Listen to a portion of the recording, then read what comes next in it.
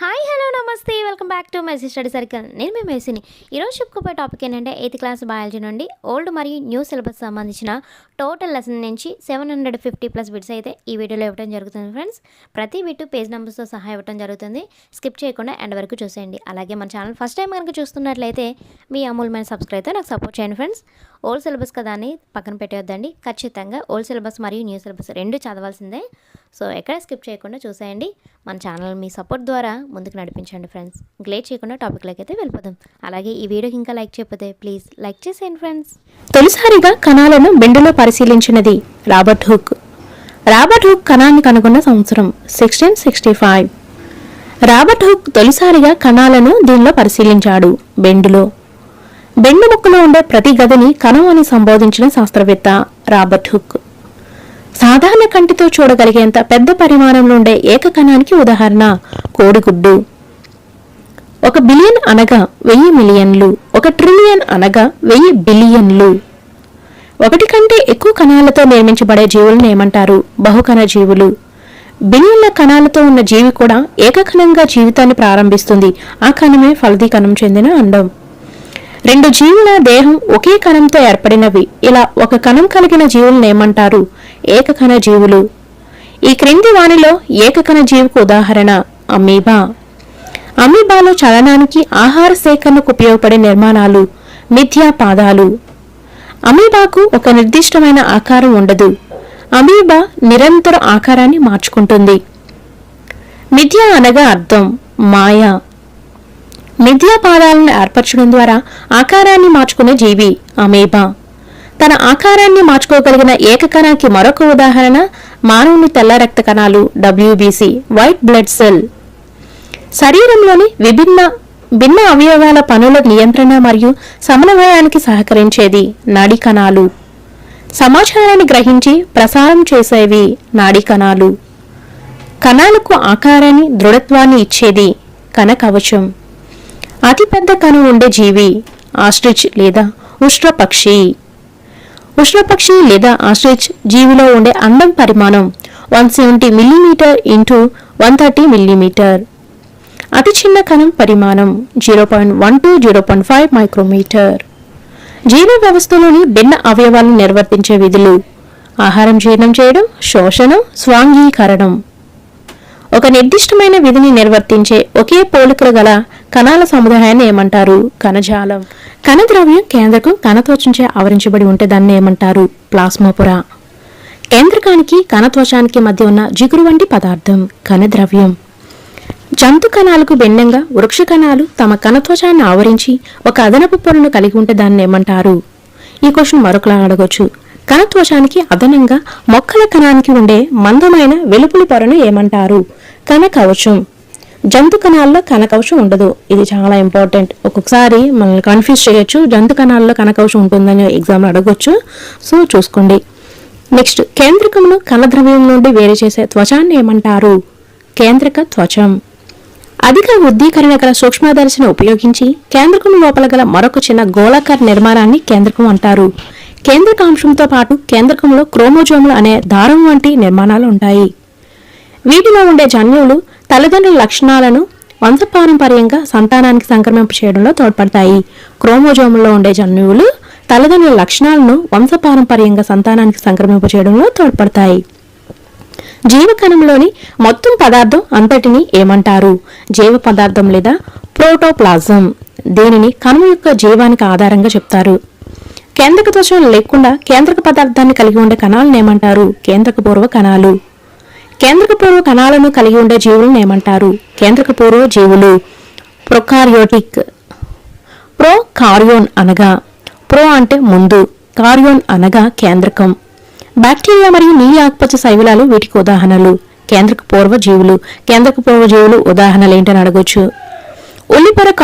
ఉల్లిపొర కణాలు, బొగ్గు కణాలు కేంద్రక దోషంతో కూడిన పూర్తిగా వ్యవస్థీకరించబడిన కేంద్రకంను కలిగి ఉంటే ఆ కణాలను ఏమంటారు? నిజ కేంద్రక కణాలు. Eukaryotic cells. యూకారియోన్ అనగా అర్థం ఏంటి? యు అంటే నిజ, కార్యోన్ అనగా కేంద్రకం. బ్యాక్టీరియా మరియు నీలి ఆకుపచ్చ శైవలాలు తప్ప మిగతా జీవులన్నీ నిజ కేంద్రక జీవులు. కణద్రవ్యంలో ఖాళీగా ఉన్న నిర్మాణాలను ఏమంటారు? రిక్తికలు. పెద్ద రిక్తికలు వృక్ష కణాలలో సహజంగా ఉంటాయి. జంతు కణాల రిక్తికలు చాలా చిన్నవిగా ఉంటాయి. ఆగు కణాల కణద్రవ్యం అంతటా విస్తరించి ఉండే సూక్ష్మంగా వర్ణయుక్తంగా ఉన్న అనేక నిర్మాణాలను ఏమంటారు? ప్లాస్టిడ్లు. పత్రహరితాన్ని కలిగి ఉండే ప్లాస్టిడ్లు క్లోరోప్లాస్ట్లు లేదా హరిత రేణువులు. ఒక రకమైన ఆకుపచ్చ రంగులో ఉండే ప్లాస్టిడ్లను ఏమంటారు? హరిత రేణువులు లేదా క్లోరోప్లాస్ట్లు. సగటున ఒక వ్యక్తి సుమారు కలిగి ఉండే మృత చర్మం 2 కిలోలు. అతిథేయ జీవి యొక్క కణాల లోపల మాత్రమే ప్రత్యుత్పత్తి జరుపుకునేవి వైరస్లు. క్రింది వానిలో వైరస్ ద్వారా వ్యాప్తి చెందే వ్యాధులు: జలుబు, పోలియో, చికెన్ పాక్స్, ఇన్ఫ్లుయెంజా.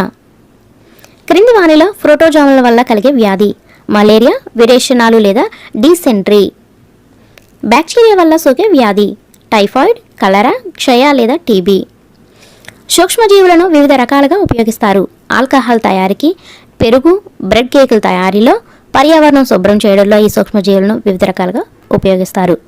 పెరుగు ఏర్పడటానికి ప్రోత్సహించే బ్యాక్టీరియా లాక్టోబాసిల్లస్. ఇడ్లీ పిండి, దోశపిండి పులియడానికి సహాయపడేవి బ్యాక్టీరియాలు. రిపీట్ అగైన్: ఇడ్లీ పిండి, దోశపిండి పులియడానికి సహాయపడేవి బ్యాక్టీరియాలు. రొట్టె లేదా ఇడ్లీ పిండి పరిమాణం పెరగటానికి కారణం ఈస్ట్ కణాల పెరుగుదల. ఈస్ట్ వేగంగా ప్రత్యుత్పత్తి జరుపుతూ శ్వాసక్రియలో ఉత్పత్తి చేసే వాయువు కార్బన్ డయాక్సైడ్. బేకింగ్ పరిశ్రమలో రొట్టెలు, పేస్ట్రీలు, కేకులు తయారు చేయడంలో దీన్ని ఉపయోగిస్తారు ఈస్ట్లు. వీటిని అధిక పరిమాణంలో ఉత్పత్తి చేయడంలో సూక్ష్మజీవులను ఉపయోగిస్తారు. ఆల్కహాల్, వైన్, ఎసిటిక్ యాసిడ్ లేదా వెనిగర్. ఈస్ట్ను దీని ఉత్పత్తిలో ఉపయోగిస్తారు. ఆల్కహాల్. చక్కెరను ఆల్కహాల్గా మార్చే ప్రక్రియను ఏమంటారు? క్విన్వనం. 1857లో క్వినోనంను కనుగొన్న శాస్త్రవేత్త లూయిస్ పాశ్చర్. సూక్ష్మజీవ నాశకాలు లేదా యాంటీబయాటిక్స్ అనగా వ్యాధి కలిగించే సూక్ష్మజీవులను చంపటం లేదా వాటి పెరుగుదలను నిరోధించే మందులను సూక్ష్మజీవ నాశకాలు లేదా యాంటీబయాటిక్స్ అంటారు. క్రింది వానిలో సూక్ష్మజీవ నాశకం: స్ట్రెప్టోమైసిన్, టెట్రాసైక్లిన్, ఎరిథ్రోమైసిన్. పెన్సిలిన్ను కనుగొన్న శాస్త్రవేత్త అలెగ్జాండర్ ఫ్లెమింగ్. టీకాలు వేయడం ద్వారా ఏ వ్యాధులను నిరోధించవచ్చు? కలరా, క్షయ, మసూచి, హెపటైటిస్. 1798లో మసూచి వ్యాధికి టీకాను కనుగొన్న శాస్త్రవేత్త ఎడ్వర్డ్ జెన్నర్. వాతావరణం నుండి నత్రజనిని గ్రహించి నేలలో స్థాపన చేయడం ద్వారా భూసారాన్ని పెంచి నేలను సారవంతం చేసే సూక్ష్మజీవులను సాధారణంగా ఏమంటారు? జీవ నత్రజని స్థాపకాలు లేదా బయోలాజికల్ నైట్రోజన్ ఫిక్సర్లు.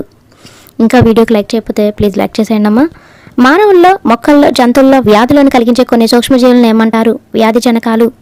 వ్యాధి సోకిన వ్యక్తి నుండి ఆరోగ్యవంతమైన వ్యక్తికి గాలి, నీరు, ఆహారం లేదా తాకటం ద్వారా వ్యాప్తి చెందే వ్యాధులను ఏమంటారు? అంటువ్యాధులు లేదా కమ్యూనికబుల్ డిసీజెస్. ఈ క్రింది వాటిలో అంటువ్యాధులకు ఉదాహరణ: కలరా, క్షయ, సాధారణ జలుబు, ఆటలమ్మ లేదా చికెన్ పాక్స్. అంటువ్యాధులకు అత్యంత సాధారణ వాహకము ఈగ. మలేరియా కలిగించే ప్రోటోజోవా యొక్క వాహకం ఆడ అనాఫిల్స్ దోమ. డెంగ్యూ వైరస్కు వాహకంగా పనిచేసేది ఆడ ఐడిస్ దోమ. మానవుల్లో కలిగే క్షయ, కలరా, టైఫాయిడ్ వ్యాధులకు కారణమైన వ్యాధి జనకం బ్యాక్టీరియా.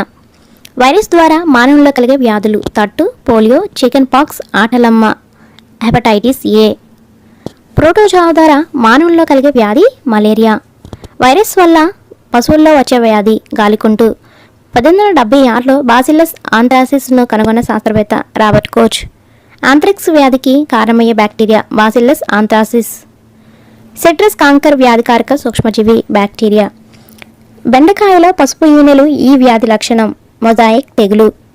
ఈ క్రింది వాటిలో కుంకుమ తెగులు గోధుమలకు వచ్చే తెగులు. ఈ క్రింది వాటిలో నిల్వ చేసే పదార్థాలు లేదా ప్రిజర్వేటివ్స్: ఉప్పు, వంట నూనెలు, sodium benzoate, sodium meta bisulphite. జామ్లు, స్క్వాష్లు పాడవకుండా ఉపయోగించే నిల్వ చేసే పదార్థాలు లేదా preservatives: sodium benzoate and sodium meta bisulphite. చేపలు, మాంసము, ఉసిరి, పచ్చి మామిడి, చింతపండు మొదలైన వాటిని నిల్వ చేయడానికి ఉపయోగించే సాధారణ రసాయనం ఉప్పు.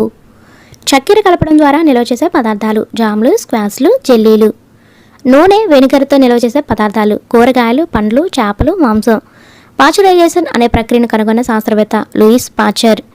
బీన్స్, బఠానీలు వంటి చిక్కుడు జాతి లేదా లెగ్యూమినేస్ మొక్కల వేరుబొడిపిల్లో సహజీవనం చేసే బ్యాక్టీరియా రైజోబియం. వాతావరణంలో నత్రజని వాయు శాతం 78%. నీలి ఆకుపచ్చ శైవలాలు భూసారాన్ని పెంచడానికి గాలి నుండి నేరుగా డాష్ను గ్రహించి స్థాపన చేస్తాయి నత్రజని. ఒకే రకమైన మొక్కలను ఒకే చోట అధిక సంఖ్యలో సాగు చేయడాన్ని ఏమంటారు? పంట లేదా క్రాప్. ఎన్ని సంవత్సరాల వరకు ప్రజలు సంచార జీవనం సాగించేవారు? క్రీస్తు పూర్వం 10,000 వరకు ప్రజలు సంచార జీవనం సాగించేవారు. ఒక ప్రాంతానికి మరొక ప్రాంతానికి వేరుగా ఉండే వాతావరణ పరిస్థితులేంటి?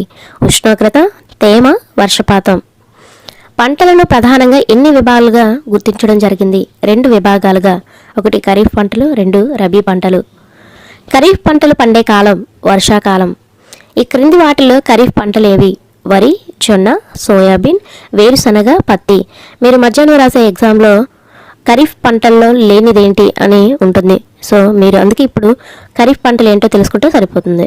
సో వరి, జొన్న, సోయాబీన్, వేరుశనగ, పత్తి. వరి, జొన్న, సోయాబీన్, వేరుశనగ, పత్తి మొదలైన పంటలు ఈ కాలంలో పండుతాయి, ఖరీఫ్ కాలంలో. ఇదే బిట్టు వేరేలాగా అడిగాను మధ్యాహ్నం ఎగ్జామ్లో. సో ఖచ్చితంగా అటెండ్ అవ్వండి, ఆ ఎగ్జామ్ రాయండి. మన దేశంలో వర్షాకాలం సాధారణంగా ఈ నెలల మధ్యలో ఉంటుంది, జూన్ నుంచి సెప్టెంబర్.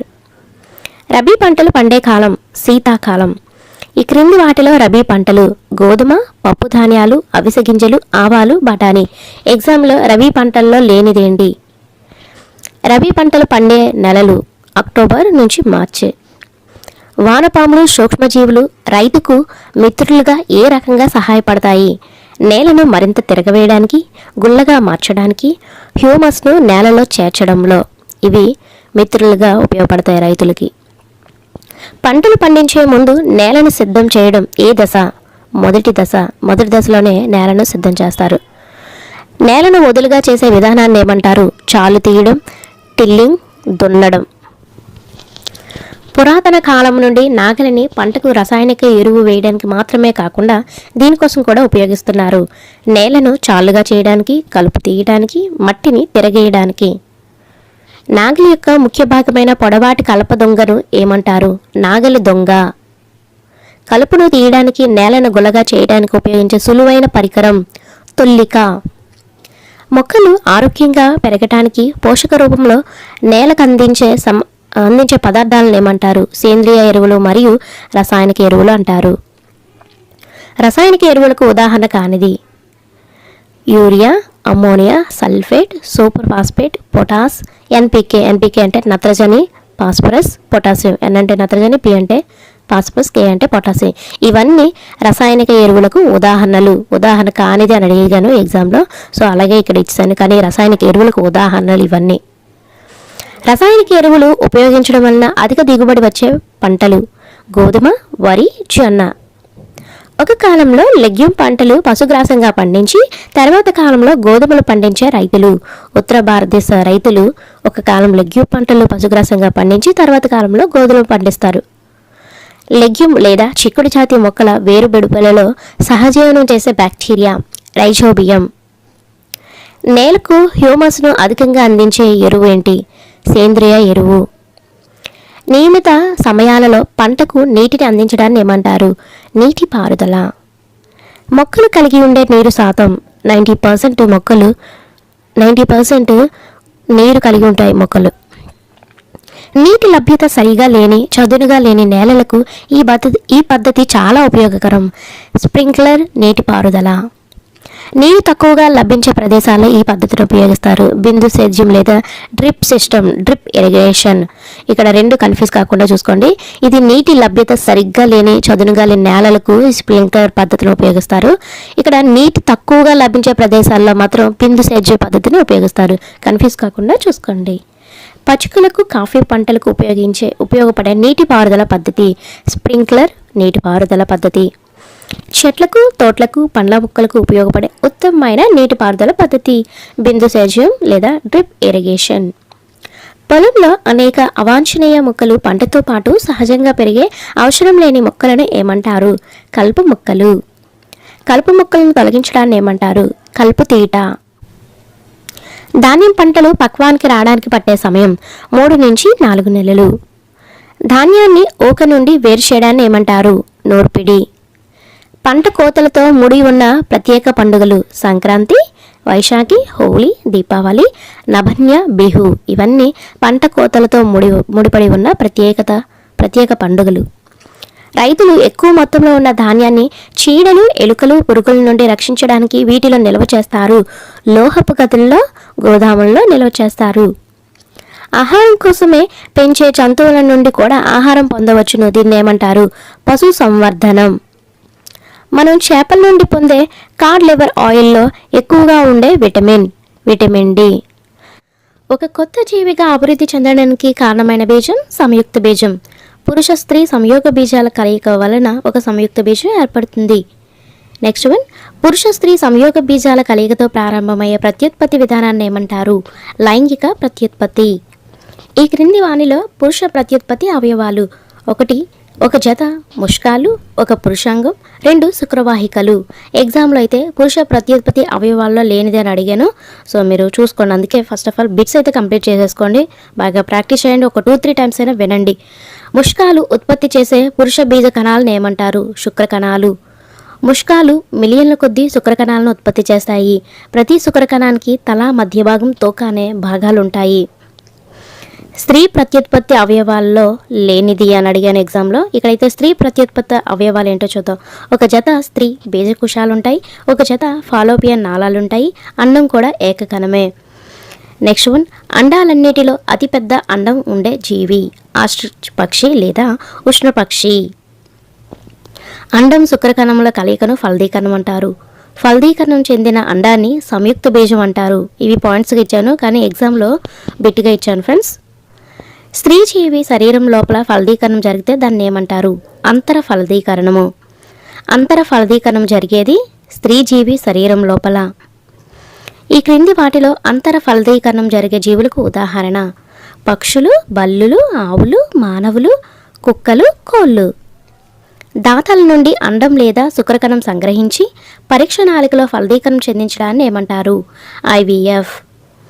పరస్థానిక ఫలదీకరణంను ఇలా కూడా పిలుస్తారు: ఐవీఎఫ్, ఇన్ విట్రో ఫెర్టిలైజేషన్. కప్పలు ఫలదీకరణంలో పాల్గొనే కాలం వర్షాకాలం. కప్పలు, గోదురు కప్పలు చెరువులు మరియు నెమ్మదిగా పారే కాలంలోనికి చేరే ఋతువు అంటే ఏ ఋతువులో అని అడుగుతాడు ఎగ్జామ్లో. వసంత ఋతువు లేదా వర్ష ఋతువు. స్త్రీజీవి శరీరం వెలుపల జరిగే ఫలదీకరణం ఏమంటారు? బాహ్య ఫలదీకరణం. క్రింది వాటిలో బాహ్య ఫలదీకరణం జరిగే జీవులకు ఉదాహరణ: కప్పలు, చేపలు, సముద్ర నక్షత్రాలు. రిపీట్ అగైన్: కప్పలు, చేపలు, సముద్ర నక్షత్రాలు. ఇవి బాహ్య ఫలదీకరణం జరిగే జీవులకు ఉదాహరణ.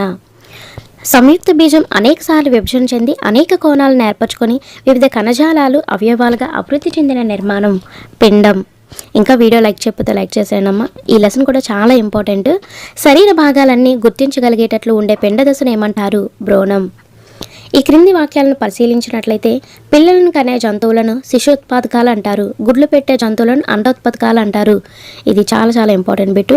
లాస్ట్ ఇయర్ టెట్లో అడిగారు, డిఎస్సిలో కూడా అడిగారు. పిల్లలకు జన్మనిచ్చే జీవులు ఆవు, కుక్క, పిల్లి.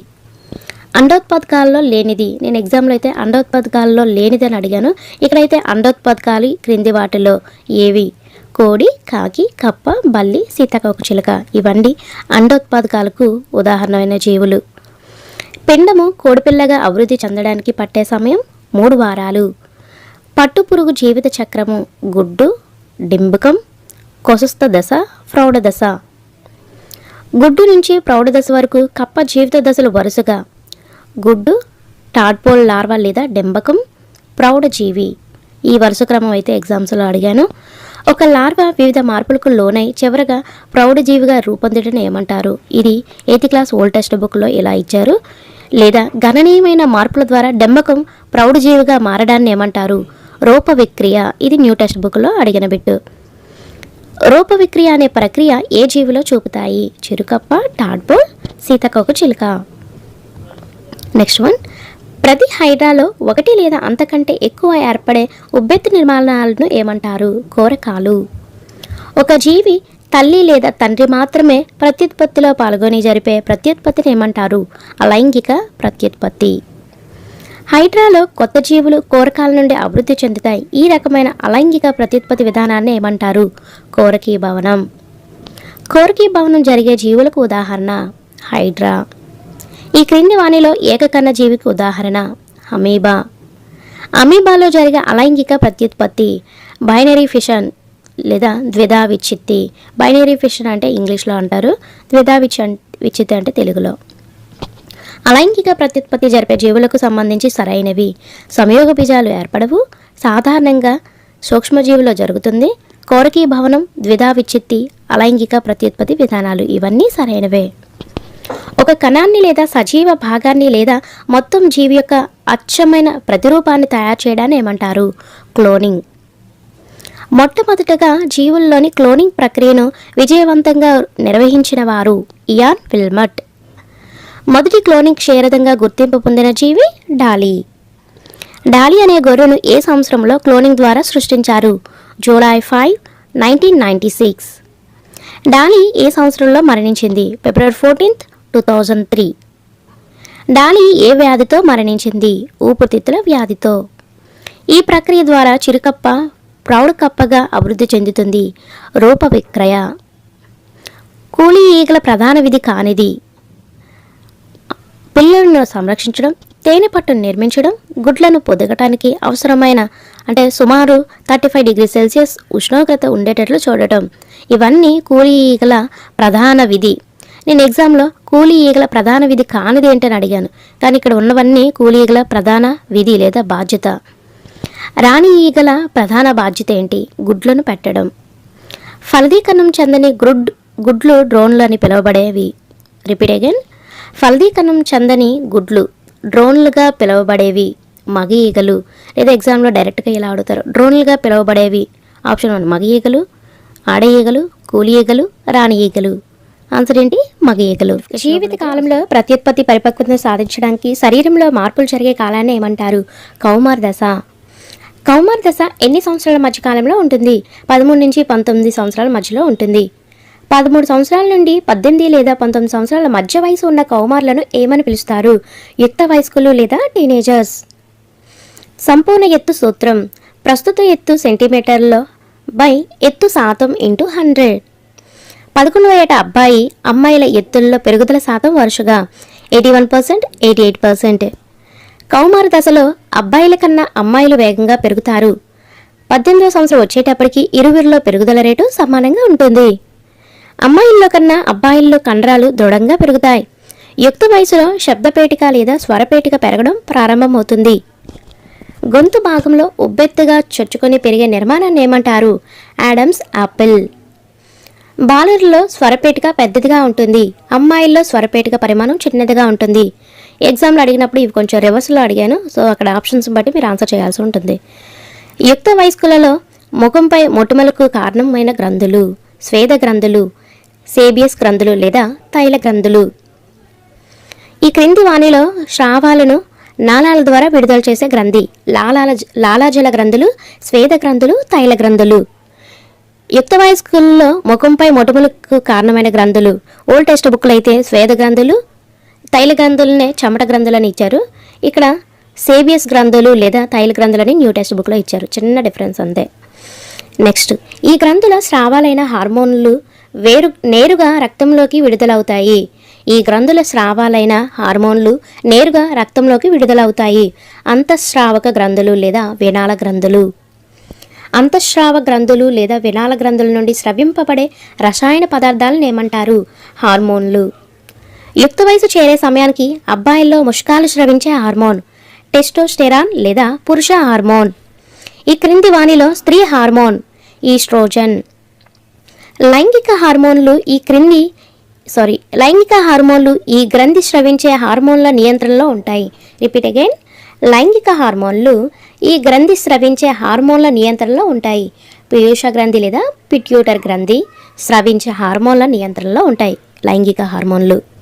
నెక్స్ట్, స్త్రీలలో ప్రత్యుత్పత్తి దశ సాధారణంగా ఈ వయసు మధ్యలో మొదలవుతుంది. 10 నుంచి 12 సంవత్సరాల వయసు మధ్యలో ప్రారంభమవుతుంది.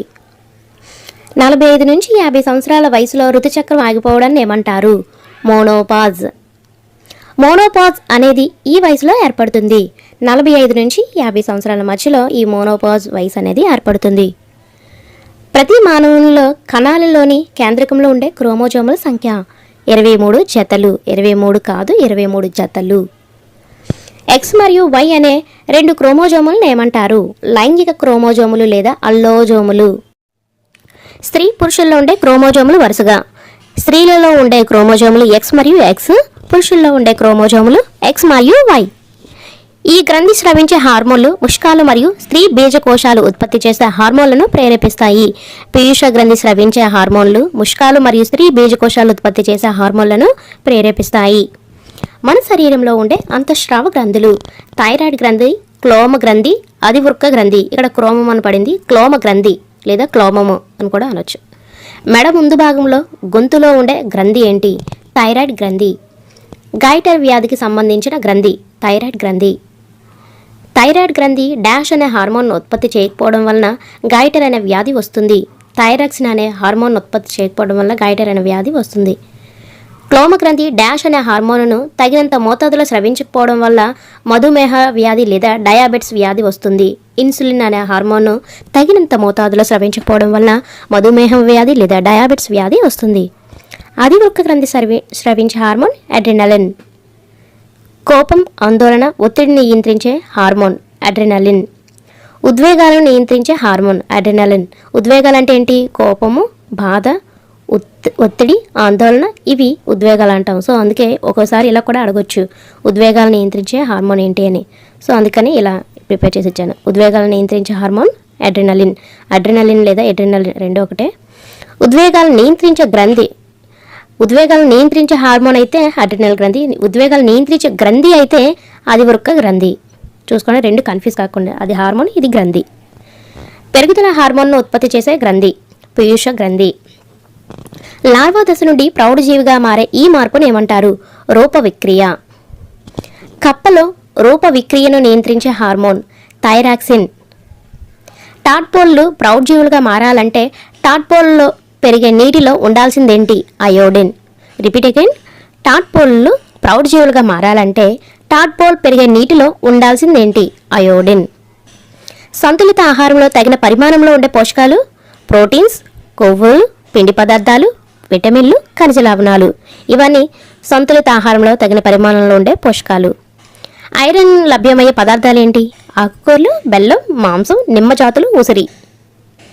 మన దేశంలో చట్టపరంగా పురుషులు స్త్రీలకు నిర్ణయించబడిన వివాహ వయసు 21 సంవత్సరాలు, 18 సంవత్సరాలు. అంటే పురుషులకు 21 సంవత్సరాలు, స్త్రీలకు 18 సంవత్సరాలు.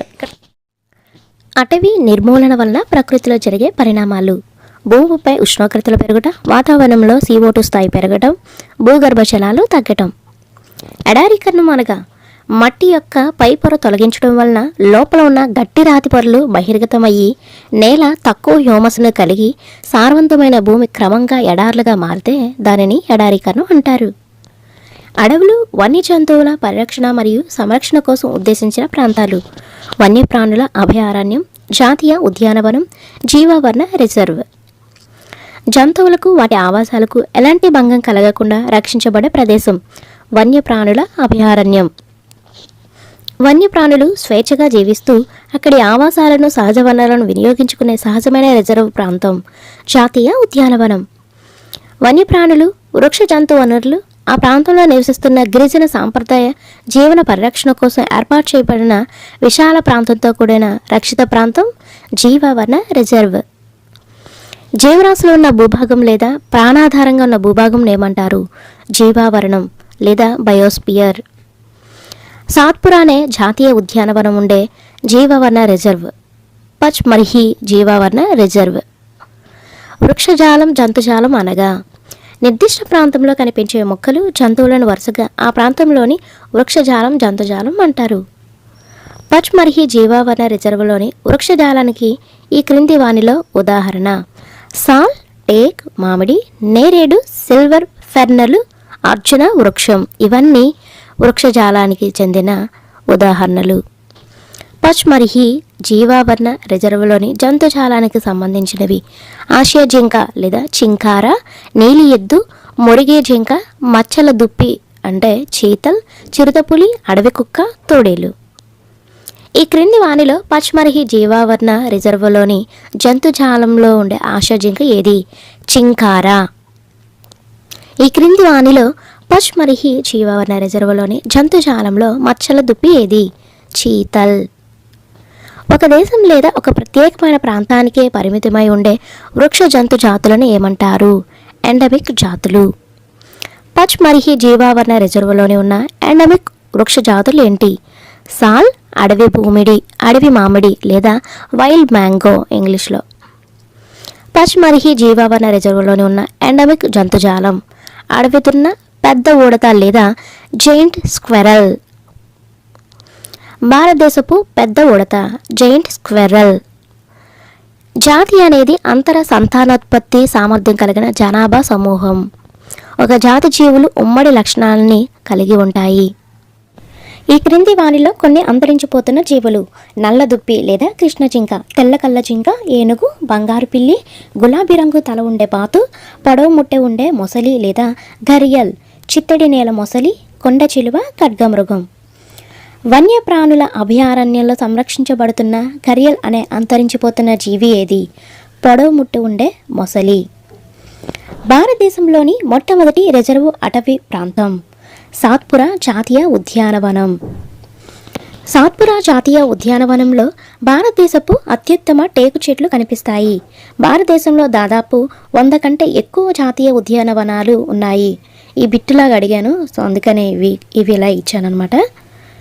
ఆది మానవ జీవితానికి నిదర్శనమైన రిజర్వు అటవీ ప్రాంతం సాత్పురా జాతీయ ఉద్యానవనం. పచ్మర్హి జీవావరణ రిజర్వ్ ప్రాంతంలో గుర్తించబడిన మొత్తం రాక్ షెల్టర్లు 55. ఏ జీవులైతే అంతరించిపోయే ప్రమాదంలో ఉన్నాయో వాటిని ఏమంటారు? అంతరించిపోతున్న జాతులు లేదా ఆపదలో ఉన్న జాతులు.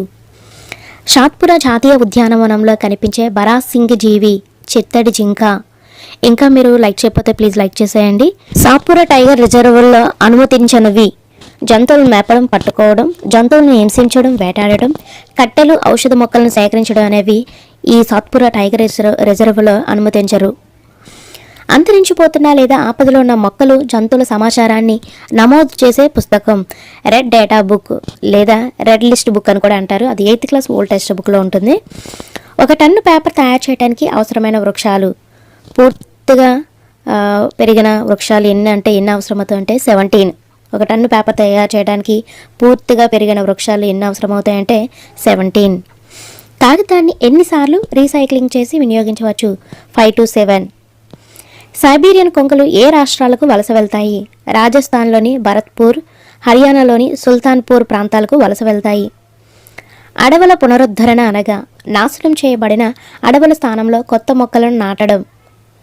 పక్షుల వలస అనేది ఒక సహజ ప్రక్రియ. వివిధ రకాల పక్షులు ఆహారం, సంతానోత్పత్తికి అనుగుణంగా మెరుగైన పర్యావరణ పరిస్థితులు, ఆవాసాలను వెతుక్కుంటూ ఎక్కువ దూరాలకు ప్రయాణిస్తాయి. దీన్నే పక్షుల వలస అంటారు. కొన్ని వలస పక్షులు వాటి ఆవాసాలలో విపరీత వాతావరణ పరిస్థితులను తప్పించుకోవడానికి ఎన్ని కిలోమీటర్ల వరకు ప్రయాణిస్తాయి? 15,000 కిలోమీటర్ల వరకు ప్రయాణిస్తాయి. క్రింది వాటిని చదపరిచినట్లయితే ఆసియా ఏనుగులు 65%, ఒక కొమ్ము గల ఖడ్గమృగాలు 85%, ఆసియా సింహాలు 100%. ఈ క్వశ్చన్ అయితే అర్థం అవ్వలేదు కదా. సో క్వశ్చన్ ఏంటంటే, ప్రపంచంలోని అడవి పులుల్లో సగానికి పైగా భారతదేశంలో ఉన్నాయి. దాంట్లో 65% ఆసియా ఏనుగులు, 85% గొప్ప ఒక కొమ్ము గల ఖడ్గమృగాలు మరియు 100% ఆసియా సింహాలు ఉన్నాయి. సో అందుకే ఇలా మీకు డైరెక్ట్గా బిట్ అయితే ఇచ్చేసాను. ప్రపంచంలోని 12 స్థూల జీవవన దేశాల జాబితాలో భారతదేశం ఏ స్థానంలో ఉంది? 6వ స్థానంలో ఉంది. ప్రపంచవ్యాప్తంగా ముప్పు వాటిల్లుతున్న జాతుల్లో భారతదేశంలో ఎన్ని జాతుల జంతువులు ఉన్నాయి? 172. ప్రపంచంలోని మొత్తం ముప్పు వాటిల్లుతున్న జాతుల్లో భారతదేశంలో ఎంత శాతం జంతువులు కలిగి ఉంది? 2.9%. తూర్పు హిమాలయాల్లోని హాట్స్పాట్ కేంద్రం. ప్రపంచవ్యాప్తంగా ఆపదలో ఉన్న జాతులు 160. కొన్ని వలస పక్షులు వాటి ఆవాసాలలో విపరీత వాతావరణ పరిస్థితులను తప్పించుకోవడానికి ఎన్ని కిలోమీటర్ల వరకు ప్రయాణిస్తాయి? 15,000 కిలోమీటర్లు. వాయు కాలుష్య కారకాలకు ఉదాహరణలు: కర్మాగారాలు, విద్యుత్ ఉత్పత్తి కేంద్రాలు, వాహనాల నుండి వెలువడే వాయువులు, వంట చెరుకు, పిడకలు మండించడం, ఇవన్నీ వాయు కాలుష్య కారకాలకు ఉదాహరణలు. శ్వాసకోశ సంబంధమైన సమస్యలు, క్యాన్సర్ లాంటి వ్యాధులకు కారణమైన కాలుష్యం వాయు కాలుష్యం. పెట్రోల్, డీజిల్ వంటి ఇంధనాలను పాక్షికంగా మండించడం వలన ఉత్పత్తి అయ్యే విషవాయువు కార్బన్ మోనాక్సైడ్. రక్తం యొక్క ఆక్సిజన్ వాహక సామర్థ్యాన్ని తగ్గించే విషవాయువు కార్బన్ మోనాక్సైడ్. ప్రపంచంలో 2 పొడవైన నదులు నైలు, అమెజాన్. పొగమంచు వలన పిల్లల్లో తలెత్తే ఇబ్బందులు: ఉబ్బసం, దగ్గు, శ్వాస తీసుకోవటం. చమురు శుద్ధి కర్మాగారాలు ఈ వాయుపూరిత కాలుష్య కారకాలకు ప్రధాన వనరు. Nitrogen dioxide, sulphur dioxide. CFC అనగా క్లోరోఫ్లోరోకార్బన్స్. సిఎఫ్సిలు వీటిలో ఉపయోగిస్తారు: రిఫ్రిజిరేటర్స్, ఎయిర్ కండిషనర్, ఏరోసోల్ స్ప్రేలు. వాతావరణంలోని ఓజోన్ పొరను దెబ్బతీసేవి క్లోరోఫ్లోరోకార్బన్లు. తాజ్మహల్ కట్టడం యొక్క పాలరాయిపై పొరను నాశనం చేసేది ఆమ్ల వర్షాలు. ఈ దృగ్విషయాన్నే మార్బుల్ కాన్సర్ అని కూడా పిలుస్తారు. సిఎన్జి అనగా కంప్రెస్డ్ న్యాచురల్ గ్యాస్. ఎల్పిజి అనగా లిక్విఫైడ్ పెట్రోలియం గ్యాస్. తాజ్మహల్ను రక్షించడానికి భారత సుప్రీంకోర్టు ఇచ్చిన ఆదేశాలు: సిఎన్జి ఇంధనం వాడకానికి మారాలి, ఎల్పిజి ఇంధనం వాడకానికి మారాలి, సీసం లేని పెట్రోల్ వినియోగానికి మారాలి. చెట్లను నరకడం వల్ల గాలిలో దేని శాతం పెరుగుతుంది? కార్బన్ డైఆక్సైడ్ శాతం పెరుగుతుంది. గ్లోబల్ వార్మింగ్నకు కారణము లేదా భూతాపంనకు కారణం ఏంటంటే అడవుల నరికివేత, గాలిలో కార్బన్ డైఆక్సైడ్ శాతం పెరుగుదల. సముద్ర మట్టాల పెరుగుదలకు ప్రధాన కారణం గ్లోబల్ వార్మింగ్ లేదా భూతాపం. ఈ ప్రాంతాలకు చెందిన అధిక శాతం ప్రజలు భూతాపం అనే ఆపదలో చిక్కుకొని ఉన్నారు. ఆసియాకి చెందిన ప్రాంతాల్లో చాలామంది ప్రజలు భూతాపం అనే ఆపదలో చిక్కుకున్నారు. వీటిని కూడా హరిత గృహ వాయువులను కూడా పిలుస్తారు: carbon dioxide, methane, nitrous oxide, నీటి ఆవిరి. ఈ శతాబ్దం చివరికి భూమిపై ఉష్ణోగ్రత ఎన్ని డిగ్రీల సెల్సియస్ పెరగవచ్చు? 2 డిగ్రీల సెల్సియస్ పెరగవచ్చు. ప్రతి సంవత్సరం వన మహోత్సవం జరిగే నెల జూలై నెల. అంటే ఆ రోజు అనేక లక్షల మొక్కలైతే నాటుతారు. నీటిని కలుషితం చేసే హానికర పదార్థాలు మురుగు, విషపూరిత రసాయనాలు, సిల్ట్ లేదా రేణుపూరిత ఇసుక. నీటి నాణ్యతను కలుషితం చేసే పదార్థాలను ఏమంటారు? జల కాలుష్య కారకాలు. భారతదేశ ఉత్తర మధ్య తూర్పు ప్రాంతాల జల అవసరాలను తీర్చే నది గంగా నది. ప్రకృతి కొరకు WWF చేసిన అధ్యయనం ప్రకారం ప్రపంచంలోని ఆపదలో ఉన్న నదులెన్ని? 10 నదులు. దాంట్లో గంగానది ఒకటి. గంగానది కార్యాచరణ ప్రణాళిక అనే పథకం ప్రారంభించిన సంవత్సరం 1985. 2016లో భారత ప్రభుత్వం ప్రారంభించిన కొత్త పథకం క్లీన్ గంగా జాతీయ మిషన్. NMCG అనగా national mission for clean Ganga. కాన్పూర్లో ఎన్ని పరిశ్రమలు ఉన్నాయి? 5,000 కంటే ఎక్కువ పరిశ్రమలు ఉన్నాయి. విషపూరిత రసాయనాలు ఆర్సెనిక్, సీసం, ఫ్లోరైడ్.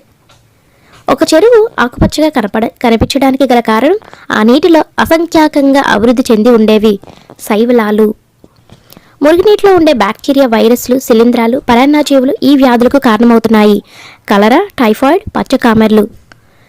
ఉష్ణజలం ఒక రకమైన కాలుష్యకారిణి. ఇది సాధారణంగా థర్మల్ విద్యుత్ ఉత్పత్తి కేంద్రాలు, కర్మాగారాల నుండి వచ్చే నీరు. ప్రపంచంలోని ఎంత శాతం జనాభాకు సురక్షితమైన తాగునీరు అందుబాటులో లేదు? 25%. మన చుట్టూ ఉన్న ప్రాకృతిక ప్రపంచం ఎలా పనిచేస్తుందో తెలుసుకోవడానికి, దాని పూర్వ పరాలను అవగాహన చేసుకోవడానికి అందుబాటులో ఉన్న సౌకర్యాలతో, ఆధారాలతో మనం చేసే ప్రయత్నాలన్నిటినీ కలిపి విజ్ఞాన శాస్త్రం అనవచ్చు. విజ్ఞాన శాస్త్రం అంటే మనం ఎంపిక చేసుకున్న అంశాన్ని ఒక క్రమ పద్ధతి పాటిస్తూ ప్రయోగాల ద్వారా నిర్ధారణ చేసుకుంటూ జ్ఞానాన్ని పొందడం. నెక్స్ట్ వన్, ప్రకృతిలో దాగి ఉన్న రహస్యాలను, నిజాలను, కారణాలను తెలుసుకోవడానికి ఉపయోగపడే నిర్దిష్టమైన మార్గాన్ని విజ్ఞాన శాస్త్రం అని చెప్పవచ్చు. నెక్స్ట్ వన్, ఆకాశంలో మిలమిల మెరిసే నక్షత్రాలు, గ్రహాలు, గెలాక్సీల ఛాయాచిత్రాలను తీసి పరిశీలించే శాస్త్రవేత్తలు ఖగోళ శాస్త్రవేత్తలు. నెక్స్ట్ వన్, వాతావరణంలోకి బెలూన్లను పంపి వర్షాల, మేఘాల సమాచారాన్ని వివరించే శాస్త్రవేత్తలు ఎవరు? వాతావరణ శాస్త్రవేత్తలు. వృత్తాకార మార్గంలో చలించే వస్తువుల వేగాలను కొలిచే శాస్త్రవేత్తలు అనుభౌతిక శాస్త్రవేత్తలు. వివిధ ఉద్దీపనలకు లోనయ్యే కణజాల ప్రతిచర్యలను పరిశీలించే శాస్త్రవేత్తలు జీవ శాస్త్రవేత్తలు. శాస్త్రం అనే పదం ఏ పదం నుండి వచ్చింది? సెన్సియా అనే పదం నుండి వచ్చింది. సెన్సియా ఏ భాషా పదము? లాటిన్ పదము. సెన్సియా అంటే జ్ఞానం, అంటే జ్ఞానాన్ని సముపార్జన చేసే విధానాన్ని తెలిపేదే సైన్స్. ప్రస్తుత శాస్త్ర విజ్ఞానం ప్రకారం కడుపులో అల్సర్కు కారణం బ్యాక్టీరియా. మీ మనసుకు హాయిగా అనిపించే ప్రదేశానికి వెళ్ళండి అని డాక్టర్ సలహా ఇచ్చినప్పుడు తన ప్రయోగశాలకే వెళ్ళి కూర్చున్న శాస్త్రవేత్త ఎవరు? ఐన్స్టీన్. నెక్స్ట్ వన్, సైన్స్ అంటే సరిదిద్దబడ్డ తప్పుల చరిత్ర అని అన్న శాస్త్రవేత్త ఎవరు? కార్ల్ పాపర్. నేను ప్రతి సంవత్సరం గత సంవత్సరం రాసిన దాన్ని మారుస్తుంటాను అని చెప్పిన శాస్త్రవేత్త ఐన్స్టీన్. పరీక్షించడానికి వీలున్న సాధ్యమయ్యే సమాధానాన్ని ఏమంటారు? పరికల్పన. పరిశోధన ఫలితాన్ని ప్రభావితం చేసే అంశాలను ఏమంటారు? చరరాశులు అంటారు. నెక్స్ట్ వన్, ప్రయోగాలు నిర్వహించేటప్పుడు లేదా ప్రశ్నలకు జవాబులను కనుగొనే ప్రయత్నంలో శాస్త్రవేత్తలు వినియోగించే ఆలోచన సరళులను ఏమంటాం? ప్రక్రియ నైపుణ్యాలు. ఈ క్రింది వాణిలో భారతదేశంలోని అంతరించిపోయే ప్రమాదం ఉన్న మొక్కల్లో లేనిది? సైకాస్, సర్పగంధి, ఔషధ మొక్కలు, ఆర్కిడ్స్, అడవి పువ్వులు. ఈ 3 ఆప్షన్స్ అంతరించిపోయే ప్రమాదం ఉన్న మొక్కలు. నీలగిరి లంగూర్ అనేది అంతరించిపోయే ప్రమాదం ఉన్న మొక్క కాదు, అది జంతువు. అంతరించిపోయే ప్రమాదం ఉన్న జంతువు ఏంటంటే Nilgiri langur. So option 4 is correct. Next one, క్రింది వాణిలో భారతదేశంలోని అంతరించిపోయే ప్రమాదం ఉన్న జంతువుల్లో లేనివి? పెలికన్ నెమలి, గోల్డెన్ మంకీ, ఎర్ర పాండా, లారిస్, మొసలి, తోడేలు. ఇవన్నీ అంతరించిపోయే ప్రమాదం ఉన్న జంతువులు. ఎర్ర మంకీ, కంగారు. ఈ సెకండ్ ఆప్షన్ మాత్రము అంతరించిపోయే ప్రమాదం ఉన్న జంతువుల్లో లేనిదనమాట. నెక్స్ట్, ఆస్ట్రేలియాకు పరిమితమైన ఎండమిక్ జీవి? కంగారు. నెక్స్ట్ వన్, న్యూజిలాండ్కి చెందిన ఎండమిక్ జీవి? కివి. భారతదేశంలోని అధిక సంఖ్యలో ఏ ప్రాంతంలో ఎండమిక్ జాతులు ఉన్నాయి? భారతదేశంలో అధిక సంఖ్యలో పశ్చిమ కనుమలలోని ఎండమిక్ జాతులు ఉన్నాయి. భారతదేశంలోని ఎండమిక్ జాతులైన ఉభయచరాలు శాతం 62%. భారతదేశంలోని ఎండమిక్ జాతులైన బల్లులు, సరీసృపాలు శాతం 50%. ఒక దేశం లేదా ఒక ప్రత్యేకమైన ప్రాంతానికి మాత్రమే పరిమితమై ఉండే వృక్ష జంతు జాతులను ఏమంటారు? ఎండమిక్ జాతులు. క్రింది వాణిలో సరికానిది? సజీవుల సమూహాలు మరియు వాటి పరిసరాలు ఆవరణ వ్యవస్థను తయారు చేస్తాయి. పరిశోధనల ఫలితంగా సిద్ధాంతాలు వస్తాయి, పోతాయి లేదా కాలానుగుణంగా మార్పు చెందుతాయి. పరిసరాల్లో ఎక్కువ నివాస స్థలము, ఆహారము, వసతి ఉన్నట్లయితే ఎక్కువ సంఖ్యలో జీవులు ఉంటాయి. సో ఇవన్నీ సరైనవే. నెక్స్ట్, ఫంక్షనల్ యూనిట్ ఆఫ్ నేచర్గా దీన్ని భావిస్తారు. ఫంక్షనల్ యూనిట్ ఆఫ్ నేచర్ అంటే ప్రకృతి యొక్క క్రియాత్మక ప్రమాణము. ఆవరణ వ్యవస్థ. భూభాగంలో దాదాపు ఎంత శాతం మేర ఎడారులు విస్తరించున్నాయి? 17%. ఎడారి ప్రాంతంలో సగటు వర్షపాతం ఎంతకన్నా తక్కువగా ఉంటుంది? 23 మిల్లీమీటర్ల కన్నా తక్కువగా ఉంటుంది. నీటి కొరత ఉన్నప్పుడు నీటిని నిల్వ చేసుకొని వినియోగించుకునే మొక్కలు? కాక్టస్, బ్రహ్మజముడు. కాక్టస్నే బ్రహ్మజముడు అని కూడా అంటారు. నెక్స్ట్ వన్, సూర్యకేంద్ర సిద్ధాంతాన్ని కనిపెట్టిన శాస్త్రవేత్త? కోపర్నికస్. నెక్స్ట్ వన్, గురుత్వాకర్షణ సిద్ధాంతాన్ని ప్రతిపాదించిన శాస్త్రవేత్త? న్యూటన్. చరిత్రలో సైన్స్ అనే పుస్తకాన్ని రాసినవారు? ఎఫ్ కజోరి. పంటల ఉత్పత్తి, నేల యాజమాన్యం గురించి అధ్యయనం చేసే విజ్ఞాన శాస్త్ర విభాగం? వ్యవసాయ శాస్త్రం, అగ్రానమీ. విజ్ఞాన శాస్త్ర విభాగం గురించి నెక్స్ట్ వీడియోలో కోర్స్ తయారు చేస్తాం టీచర్స్. ఎందుకంటే ఫస్ట్ లెసన్లో అంతగా బిట్స్ ఏమి ఉండవు. ఈ లెసన్లో ఎక్కువ ఇంపార్టెంట్ విజ్ఞాన శాస్త్ర విభాగము. ఇది జీకే కూడా అడగొచ్చు, కాబట్టి మీకు ఎలా గుర్తుంచుకుంటారనేది నేను వీడియో చేస్తాను టీచర్స్. నెక్స్ట్ వన్, పర్యావరణ వ్యవస్థ గురించి అధ్యయనం చేసే విజ్ఞాన శాస్త్ర విభాగం? ఆవరణ శాస్త్రం, ఎకాలజీ.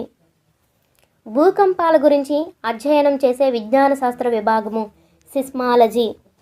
క్రింది వాటిలో సరైనవి: చిన్న మొక్క మాస్, పెద్ద వృక్షం కొనిఫర్. జీవులన్నీ కూడా మూల ప్రమాణమైన కణంతోనే ఏర్పడ్డాయి.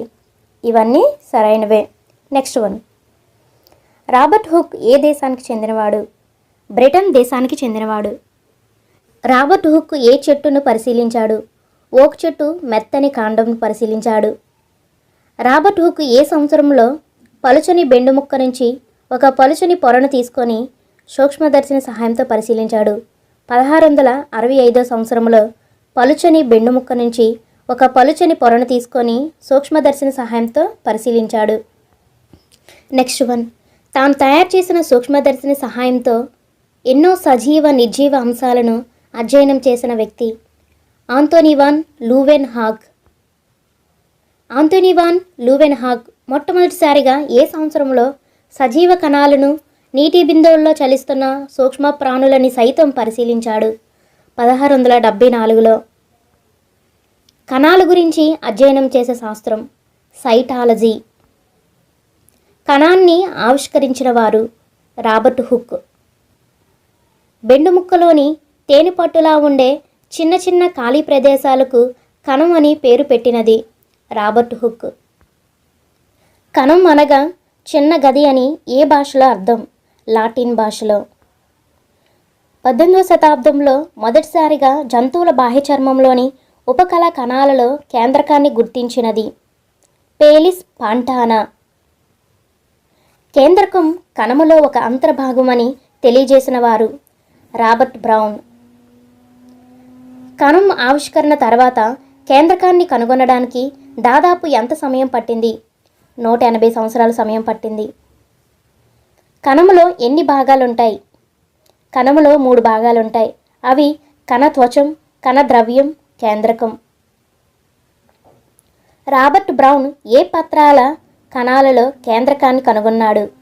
ఆర్కిడ్ పత్రాల కణాలలో కేంద్రకాన్ని కనుగొన్నాడు. ఆకులు వేటి ద్వారా వాయు మార్పిడి చేస్తాయి? పత్ర రంధ్రాల ద్వారా. బుగ్గ కణాల చుట్టూ ఉన్న పొరను ఏమంటారు? కణత్వచం. ఇది కణానికి ఆకారాన్ని ఇస్తుంది. జంతు కణం కంటే వృక్ష కణంలో కణత్వచం చుట్టూ అదనపు పొర ఉంటుంది. అది కణకవచం.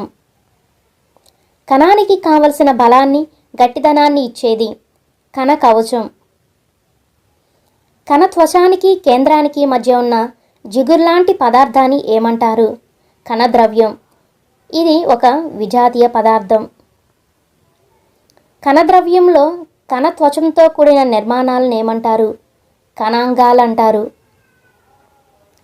కణంలో వేరువేరు విధులను నిర్వహించేవి కణాంగాలు.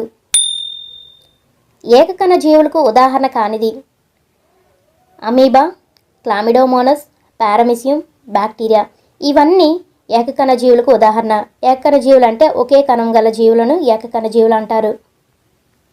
ఒకటి కంటే ఎక్కువ కణాలు ఉన్న జీవులను ఏమంటారు? బహుకణ జీవులు.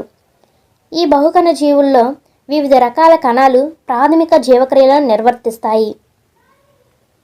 ఈ క్రింది వాటిలో తెల్ల రక్త కణాల్లో రేణుయుత కణాలు కానివి ఇసినోఫిల్, బేసోఫిల్, న్యూట్రోఫిల్. ఈ 3 రేణుయుత కణాలు. మోనోసైట్ అనేది రేణురహిత కణానికి సంబంధించింది. చూడండి, ఇసినోఫిల్, బేసోఫిల్, న్యూట్రోఫిల్, ఫిల్. ఇవి రేణుయుత కణాలని మీకు ఈజీగా ఐడెంటిఫై చేసేయచ్చు. మోనోసైట్ అనేది రేణురహిత కణాలు. ఈ క్రింది వాటిలో తెల్ల రక్త కణాల్లో రేణురహిత కణాలు మోనోసైట్, లింపోసైట్లు. ఎముక కణం ఏ ఆకారంలో ఉంటుంది? నక్షత్రాకారంలో ఉంటుంది. నునుపు కండర కణం ఏ ఆకారంలో ఉంటుంది? కండే ఆకారంలో ఉంటుంది. ఎప్పటికప్పుడు తన ఆకారాన్ని మార్చుకునే జీవి అమీబా. అమీబా అనేది స్థిరమైన ఆకారం ఉండదు, అసలు ఆకారం లేదనే చెప్పవచ్చు. Next one. అమీబా చలనంలో ఆహార సేకరణలో ఇవి సహకరిస్తాయి మిథ్యాపాదాలు. మైక్రాన్ అనగా మీటర్లో మిలియన్ వంతు. 1 మైక్రాన్ 1000 నానోమీటర్లు. క్రింది వాటిలో సరైనది: 1 మీటర్ = 1 సెంటీమీటర్లు, 1 సెంటీమీటర్ = 10 మిల్లీమీటర్లు, 1 మిల్లీమీటర్ = 1000 మైక్రాన్లు లేదా మైక్రోమీటర్లు. పైవన్నీ సరైనవే. అతి చిన్న బ్యాక్టీరియా కణము ఎన్ని మైక్రాన్లు ఉంటుంది? 0.1 నుండి 0.5 మైక్రాన్లు ఉంటుంది. మానవుని కాలేయ కణాలు, మూత్రపిండాల కణాలు ఎన్ని మైక్రాన్ల వరకు ఉంటాయి? 20 నుండి 30 మైక్రాన్ల వరకు ఉంటాయి. మానవుని నాడీ కణము సుమారు ఎంత పొడవు ఉంటుంది? 90 నుండి 100 సెంటీమీటర్లు పొడవు ఉంటుంది. జీవ సామ్రాజ్యంలో అతిపెద్ద కణం గల జీవి ఉష్ట్రపక్షి లేదా ఆస్ట్రిచ్ గుడ్డు అన్నిటికంటే పెద్ద కణం. ఉష్ట్రపక్షి లేదా ఆస్ట్రిచ్ గుడ్డు పరిమాణము 17 సెంటీమీటర్లు ఇంటూ 18 సెంటీమీటర్లు. జీవి యొక్క పరిమాణం ఆ జీవిలోని దేని మీద ఆధారపడి ఉంటుంది? కణాల సంఖ్య మీద ఆధారపడి ఉంటుంది. ఒకటి కంటే ఎక్కువ కటకాలు సంయుక్త సూక్ష్మదర్శిని. దీనిలో ఒకటి కంటే ఎక్కువ కటకాలు ఉంటాయి. సంయుక్త సూక్ష్మదర్శినినే కాంపౌండ్ మైక్రోస్కోప్ అని కూడా అంటారు. మొట్టమొదట సంయుక్త సూక్ష్మదర్శినిని తయారు చేసిన శాస్త్రవేత్త జకారస్ జాన్సన్. మొట్టమొదటి సంయుక్త సూక్ష్మదర్శినిని జకారస్ జాన్సన్ ఏ సంవత్సరంలో తయారు చేశాడు? 1595 సంవత్సరంలో తయారు చేశాడు. సూక్ష్మజీవులను కణంలోని వివిధ భాగాలను పరిశీలించడానికి ఉపయోగించే రంజనాలు సాఫ్రనిన్, మిథిలిన్ బ్లూ, అయోడిన్, ఎర్రసిర. సూక్ష్మజీవ శాస్త్రం ఒక విజ్ఞాన శాస్త్రంగా ఏ సంవత్సరంలో ఆవిర్భవించింది? 1674లో మైక్రోబయాలజీ అనేది ఒక విజ్ఞాన శాస్త్రంగా ఆవిర్భవించింది. ఒకే కటకం ఉన్న శక్తివంతమైన సూక్ష్మదర్శినిని కనుగొన్న శాస్త్రవేత్త ఆంటోనీ వాన్ లూవెన్హాక్. సూక్ష్మదర్శిని వస్తువుని ఎన్ని రెట్లు పెద్ద చేసి చూపగలిగింది? 300 రెట్లు పెద్దది చేసి చూపగలిగింది. సూక్ష్మజీవులను మొదట్లో ఏ విధంగా పిలిచేవారు? ఎనిమల్ క్యూల్స్. బ్యాక్టీరియా అనే పదం వాడిన మొదటి శాస్త్రవేత్త ఎవరు? Antony van Leeuwenhoek. సూక్ష్మజీవులు చాలా చిన్నవి, వాటిని కంటితో చూడలేము, కేవలం సూక్ష్మదర్శినితో మాత్రమే చూడగలము. సూక్ష్మజీవులను బ్యాక్టీరియాలు, శైవలాలు, శిలీంధ్రాలు, ప్రోటోజావాలు అనే 4 ప్రధాన సమూహాలుగా వర్గీకరిస్తారు. సూక్ష్మజీవులను ఎన్ని విధాలుగా లేదా ఎన్ని సమూహాలుగా వర్గీకరిస్తారని కూడా క్వశ్చన్ అడగచ్చు. చెట్ల కాండం పైన తెల్లని మచ్చలు వీటి వల్ల ఏర్పడతాయి. శిలీంధ్రాల వల్ల మచ్చలు ఏర్పడతాయి. నమీబియా సముద్ర తీర ప్రాంతంలో థియో మార్గరేటా నమీబియన్సిస్ అనే బ్యాక్టీరియాను కనుగొన్న శాస్త్రవేత్త హైడిహన్ సుల్జ్. థియో మార్గరేటా నమీబియన్సిస్ అనే బ్యాక్టీరియా పొడవు 0.75 mm. నీటికి పచ్చదనం వీటి వల్ల వస్తుంది. శైవలాల వల్ల నీటికి పచ్చదనం వస్తుంది. నీటిలో ఉండే చాలా శైవలాలను కంటితో చూడలేము, కానీ స్పైరోగైరా, కారా లాంటి శైవలాలను కంటితో చూడవచ్చు. వాతావరణంలోని ప్రాణవాయువులో సగభాగం ఇవే ఉత్పత్తి చేస్తాయి. సూక్ష్మ శైవలాలు లేదా మైక్రో ఆల్గే సంక్లిష్ట పదార్థాలను సరళ పదార్థాలుగా మార్చి నేల సారాన్ని పెంచడంలో సహాయపడేవి. సూక్ష్మ ఆర్థ్రోపోడ్. ఇవి జీవ పదార్థాన్ని కుళ్ళిపోయేలా చేస్తాయి. సూక్ష్మ ఆర్థ్రోపోడ్. వీటిని కీళ్ళు గల కాళ్ళున్న జీవులను కూడా అంటారు. Micro Arthropoda. ఈ క్రింది వానిలో బ్యాక్టీరియా వల్ల వచ్చే వ్యాధులు చాలా ఇంపార్టెంట్ టీచర్స్. బ్యాక్టీరియా వల్ల వచ్చే వ్యాధులేంటి, వైరస్ వల్ల వచ్చే వ్యాధులేంటి, ప్రోటోజా వల్ల వచ్చే వ్యాధులేంటి, ఇలా క్వశ్చన్స్ అడిగే అవకాశం చాలా ఎక్కువగా ఉంది. కాబట్టి ఒకసారి జాగ్రత్తగా వినండి టీచర్స్.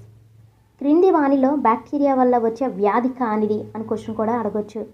సో ఇప్పుడు బ్యాక్టీరియాలో వచ్చే వ్యాధులు చూద్దాం.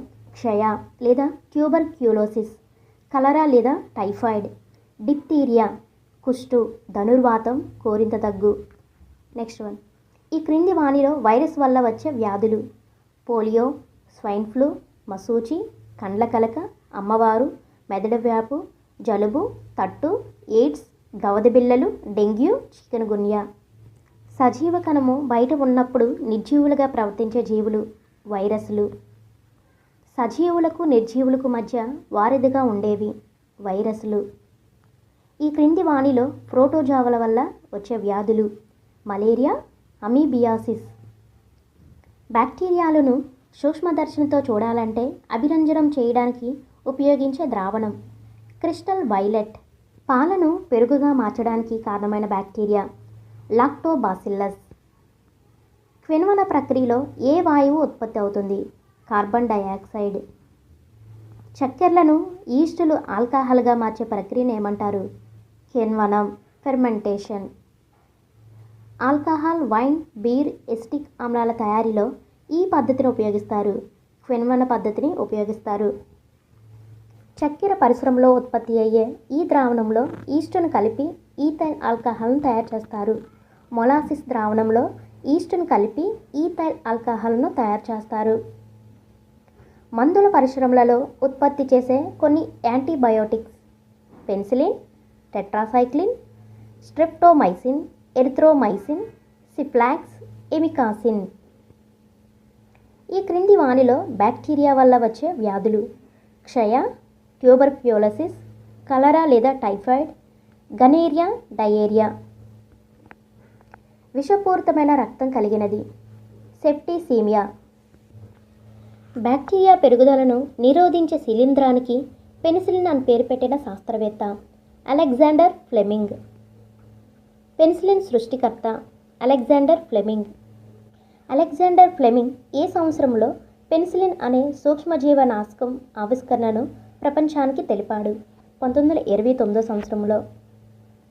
1945 సంవత్సరంలో డాక్టర్ అలెగ్జాండర్ ఫ్లెమింగ్తో కలిపి నోబెల్ బహుమతి పొందిన మరొక ఇద్దరు శాస్త్రవేత్తలు doctor Howard Florey, doctor Ernest B Chain. ఈ క్రింది వాటిలో సరైనవి: ఆరియోమైసిన్ లేదా టెట్రాసైక్లిన్ సృష్టికర్త డాక్టర్ ఎల్లాప్రగడ సుబ్బారావు. ఇతను పశ్చిమ గోదావరి జిల్లాలో పుట్టాడు. టైఫాయిడ్, క్షయ, ప్లేగు వంటి అనేక వ్యాధులను టెట్రాసైక్లిన్ నయం చేస్తుంది.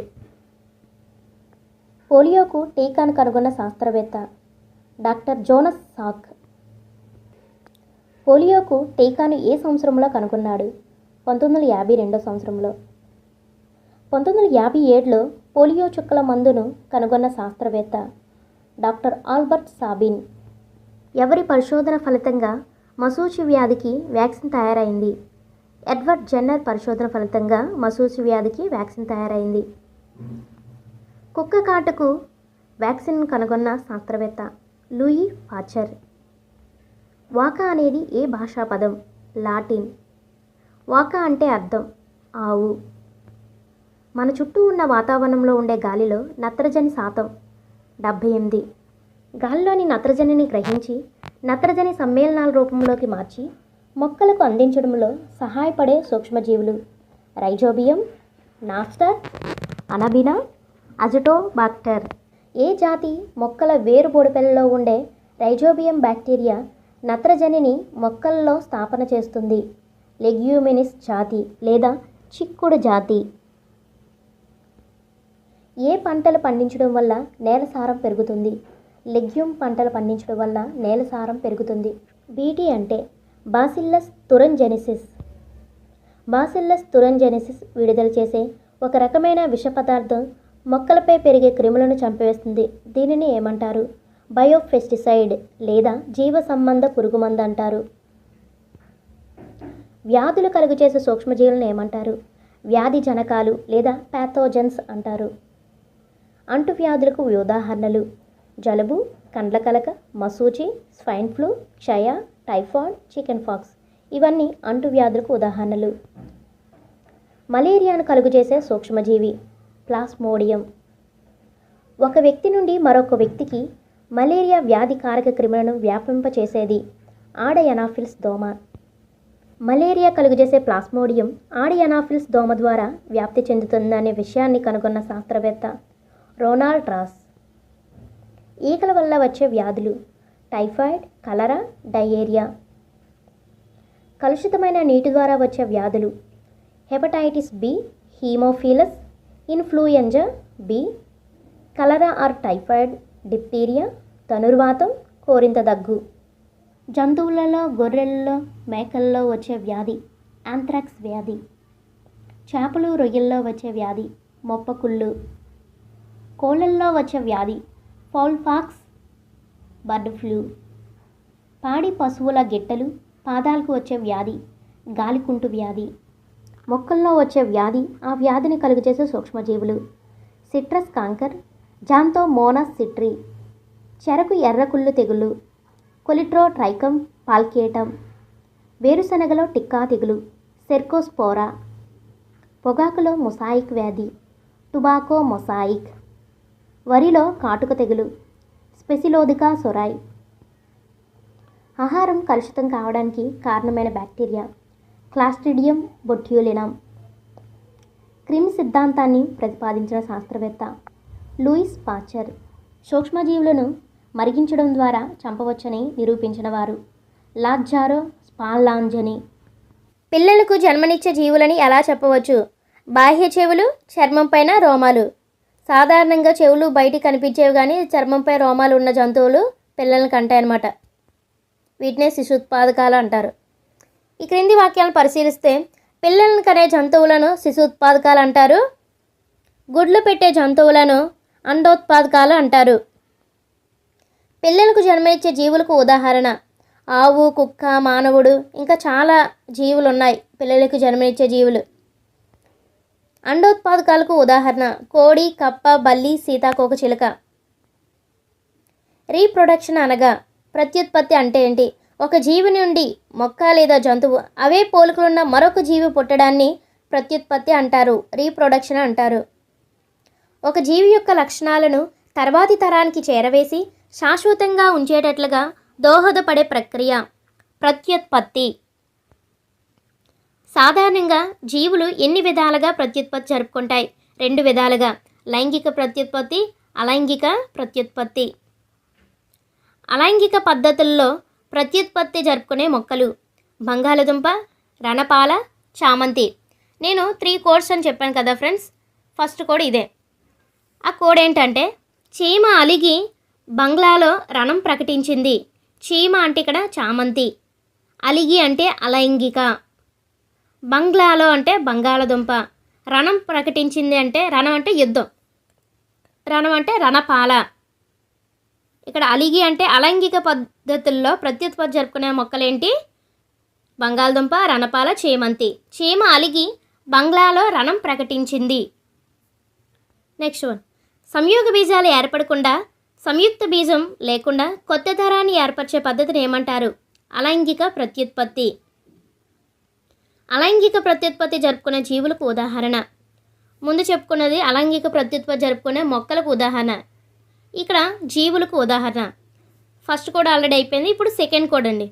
Hydraa, amoeba, paramecium. వీటిని ఎలా గుర్తుపెట్టుకుంటారంటే అలగకు హైదరాబాద్లో పర్మిషన్ తీసుకో అమ్మి. అలగకు అంటే అలైంగిక, హైదరాబాద్లో అంటే హైడ్రా, పర్మిషన్ తీసుకుంటే పారామిషియం. అమ్మి అంటే ఇక్కడ అమీబా. అమ్మి అలగకు హైదరాబాద్లో పర్మిషన్ తీసుకో. అమ్మి అంటే అమీబా, అలగకు అంటే అలైంగిక, హైదరాబాద్లో పర్మిషన్ అంటే హైడ్రా, పర్మిషన్ అంటే పారామిషియం. ఏదో ఒక రకంగా మనం గుర్తుపెట్టుకుంటే ఎగ్జామ్లో అడిగినప్పుడు కన్ఫ్యూజ్ అవ్వకుండా ఇవి గుర్తుంచుకోవచ్చండి. ప్రతి హైడ్రాలో 1 లేదా అంతకంటే ఎక్కువ ఏర్పడే ఉబ్బెత్తు నిర్మాణాలను ఏమంటారు? కోరకాలు అంటారు. కోరకీభవనం జరిగే జీవులకు ఉదాహరణ హైడ్రా. ఈ క్రింది వాణిలో ఏకకణ జీవికి ఉదాహరణ అమీబా. ఇది ఏకకణం, ఒకే కణం ఉంటుంది దీనికి. ఈస్ట్ కణాల్లో జరిగే అలైంగిక ప్రత్యుత్పత్తి కోరకీభవనము. అమీబాలో జరిగే అలైంగిక ప్రత్యుత్పత్తి ద్విధా విచ్ఛిత్తి, బైనరీ ఫిషన్. అలైంగిక ప్రత్యుత్పత్తి జరిపే జీవులకు సంబంధించి సరికానిది. అలైంగిక ప్రత్యుత్పత్తిలో సంయోగ బీజాలు ఏర్పడవు.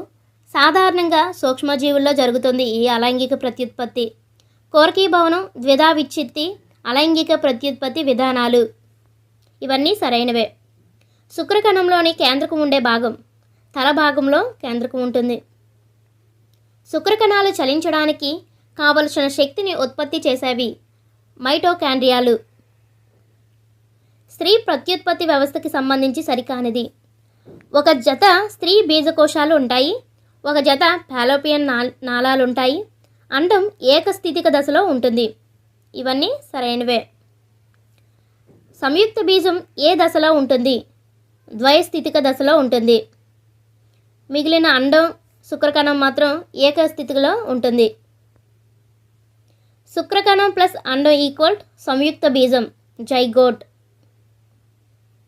ఈ క్రింది వాటిలో అంతర ఫలదీకరణం జరిగే జీవులకు ఉదాహరణ పక్షులు, బల్లులు, కొన్ని కీటకాలు, పాములు, క్షీరదాలు. మీకు పేజీ నెంబర్స్తో ఇచ్చాను కాబట్టి మీరు ఎక్కడైనా డౌట్ వచ్చినప్పుడు మీరు టెక్స్ట్ బుక్ రిఫర్ చేయొచ్చండి. సంయుక్త బీజం అనేక సార్లు విభజన చెంది అనేక కోణాలను ఏర్పరచుకొని వివిధ కణజాలాలు, అవయవాలుగా అభివృద్ధి చెందిన నిర్మాణం పిండం. పిండంలోని కణాలు అభివృద్ధి చెంది తల, కాళ్ళు, చేతులు, కళ్ళు, చెవి, ముక్కు వంటి అవయవాలు ఏర్పడి పూర్తిగా అభివృద్ధి చెందిన పిండాన్ని ఏమంటారు? భ్రూణం అంటారు. సంయుక్త బీజం భ్రూణంగా మార్పు చెందే ప్రక్రియను ఏమంటారు? గర్భం దాల్చుట. సాధారణంగా శిశువు పుట్టడానికి సుమారుగా ఎన్ని రోజులు పడుతుంది? గర్భావధి కాలం 270 నుంచి 280 రోజులు పడుతుంది. దాతల నుండి అండం లేదా శుక్రకణం సంగ్రహించి పరీక్ష నాళికల్లో ఫలదీకరణం చెందించడాన్ని ఏమంటారు? IVF. ఒక లార్వా వివిధ మార్పులకు లోనై చివరగా ప్రౌఢజీవిగా రూపొందుటను ఏమంటారు? రూపవిక్రియ అంటారు. బాహ్య ఫలదీకరణం ఈ జీవిలో జరుగుతుంది. కప్ప జీవిలో బాహ్య ఫలదీకరణం అనేది జరుగుతుంది. రూపవిక్రియ అనే ప్రక్రియ ఏ జీవిలో చూపుతాయి? చిరుకప్ప లేదా టాడ్పోల్ లేదా డింబక. కప్పలు ఫలదీకరణంలోనే పాల్గొనే కాలం వర్షాకాలం. ఈ క్రింది వాణిలో ఉభయ లైంగిక జీవికి ఉదాహరణ వానపాము. ఏదైనా అవయవాన్ని లేదా పూర్తి జీవిని యథాతథంగా ఉత్పత్తి చేసే ప్రక్రియ క్లోనింగ్ ప్రక్రియ.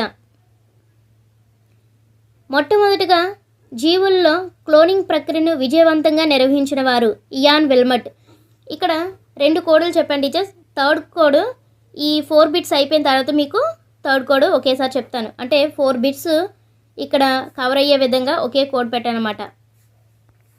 మొదటి క్లోనింగ్ క్షీరదంగా గుర్తింపు పొందిన జీవి డాలీ. డాలీ అనే గొర్రెను ఏ సంవత్సరంలో క్లోనింగ్ ద్వారా సృష్టించారు? జూలై 5, 1996. డాలీ ఏ సంవత్సరంలో మరణించింది? ఫిబ్రవరి 14, 2003. డాలీ ఏ వ్యాధితో మరణించింది? ఊపిరితిత్తుల వ్యాధితో మరణించింది. సో ఇప్పుడు థర్డ్ కోడ్ ఏంటో చూద్దాం టీచర్స్. డార్లింగ్, ఇక్కడ ఊపిరి ఆడటం లేదు, జాలీగా తిరగొద్దాం. ఐ హెల్మెట్ ఇయ్యు, క్లీనింగ్ చేస్తాను. డార్లింగ్ అంటే డాలీ. ఊపిరి ఆడటం లేదంటే ఊపిరితిత్తులు అనే వ్యాధితో డాలీ మరణించింది. జాలీగా అంటే జూలైలో దీన్ని సృష్టించారు. జాలీ జూలై. హెల్మెట్ ఇయ్యు అంటే హెల్మెట్ దగ్గర విల్మట్, ఇయ్యు అంటే ఇయాన్. విల్మట్ ఇయాన్, హెల్మెట్ ఇయ్యు. క్లీనింగ్ చేస్తాను అంటే క్లోనింగ్. క్లోనింగ్. ఇక్కడ 4 బిట్స్ చూడండి. డార్లింగ్ అంటే డాలీ ఏ వ్యాధితో మరణించిందంటే డాలీ ఇక్కడ ఊపిరి ఆడటం లేదు, డాలీ ఊపిరితిత్తుల వ్యాధితో మరణించింది. డాలీ ఏ సంవత్సరంలో ఏ నెలలో సృష్టించారు? డాలీ జాలీగా తిరగొద్దాం. జాలీ అంటే జూలై. ఎవరు సృష్టించారు? డాలీని ఎవరు సృష్టించారంటే డాలీ హెల్మెట్ ఇయ్యు అంటే ఇయాన్ విల్మట్. క్లోనింగ్ క్షీరదంగా గుర్తింపు పొందిన జీవి ఏంటి అంటే డాలీ. హెల్మెట్ ఇయ్యు, క్లీనింగ్ చేస్తాను. క్లీనింగ్ అంటే క్లోనింగ్. ఇక్కడ క్లోనింగ్ అనే వర్డ్ గుర్తుండాలి కాబట్టి క్లోనింగ్, ఇక్కడ క్లీనింగ్ అని యాడ్ చేశాను. మరొకసారి కోడ్ చూద్దాండి. డార్లింగ్, ఇక్కడ ఊపిరి ఆడటం లేదు, జాలీగా తిరగొద్దాం. ఐ హెల్మెట్ ఇయ్యు, క్లీనింగ్ చేస్తాను. ప్రపంచ ఆరోగ్య సంస్థ ప్రకారం కౌమార దశ ఎన్ని సంవత్సరాల మధ్యకాలంలో ఉంటుంది? 13 నుంచి 19 సంవత్సరాల మధ్యకాలంలో. Next one. ఈ దశలో శారీరక, మానసిక ఎదుగుదల, ప్రత్యుత్పత్తి, అవయవాలు పెరుగుదల వేగంగా జరుగుతుంది. కౌమార దశలో శారీరక, మానసిక ఎదుగుదల, ప్రత్యుత్పత్తి, అవయవాలు పెరుగుదల వేగంగా జరుగుతుంది. Next one. మనిషి జీవితంలో సంశయానికి, సందిగ్ధానికి, మార్పుకు గురయ్యే దశ కౌమార దశ. ఈ క్రింది వాక్యాలను పరిశీలించినట్లయితే కౌమార దశలో అబ్బాయిల కన్నా అమ్మాయిలు వేగంగా పెరుగుతారు. 18 సంవత్సరం వచ్చినప్పటికీ ఇరువురిలో పెరుగుదల రేటు సమానంగా ఉంటుంది. సో 2 సరైనవే. సంపూర్ణ ఎత్తు సూత్రము ప్రస్తుత ఎత్తు సెంటీమీటర్లో బై ఎత్తు శాతము × 100.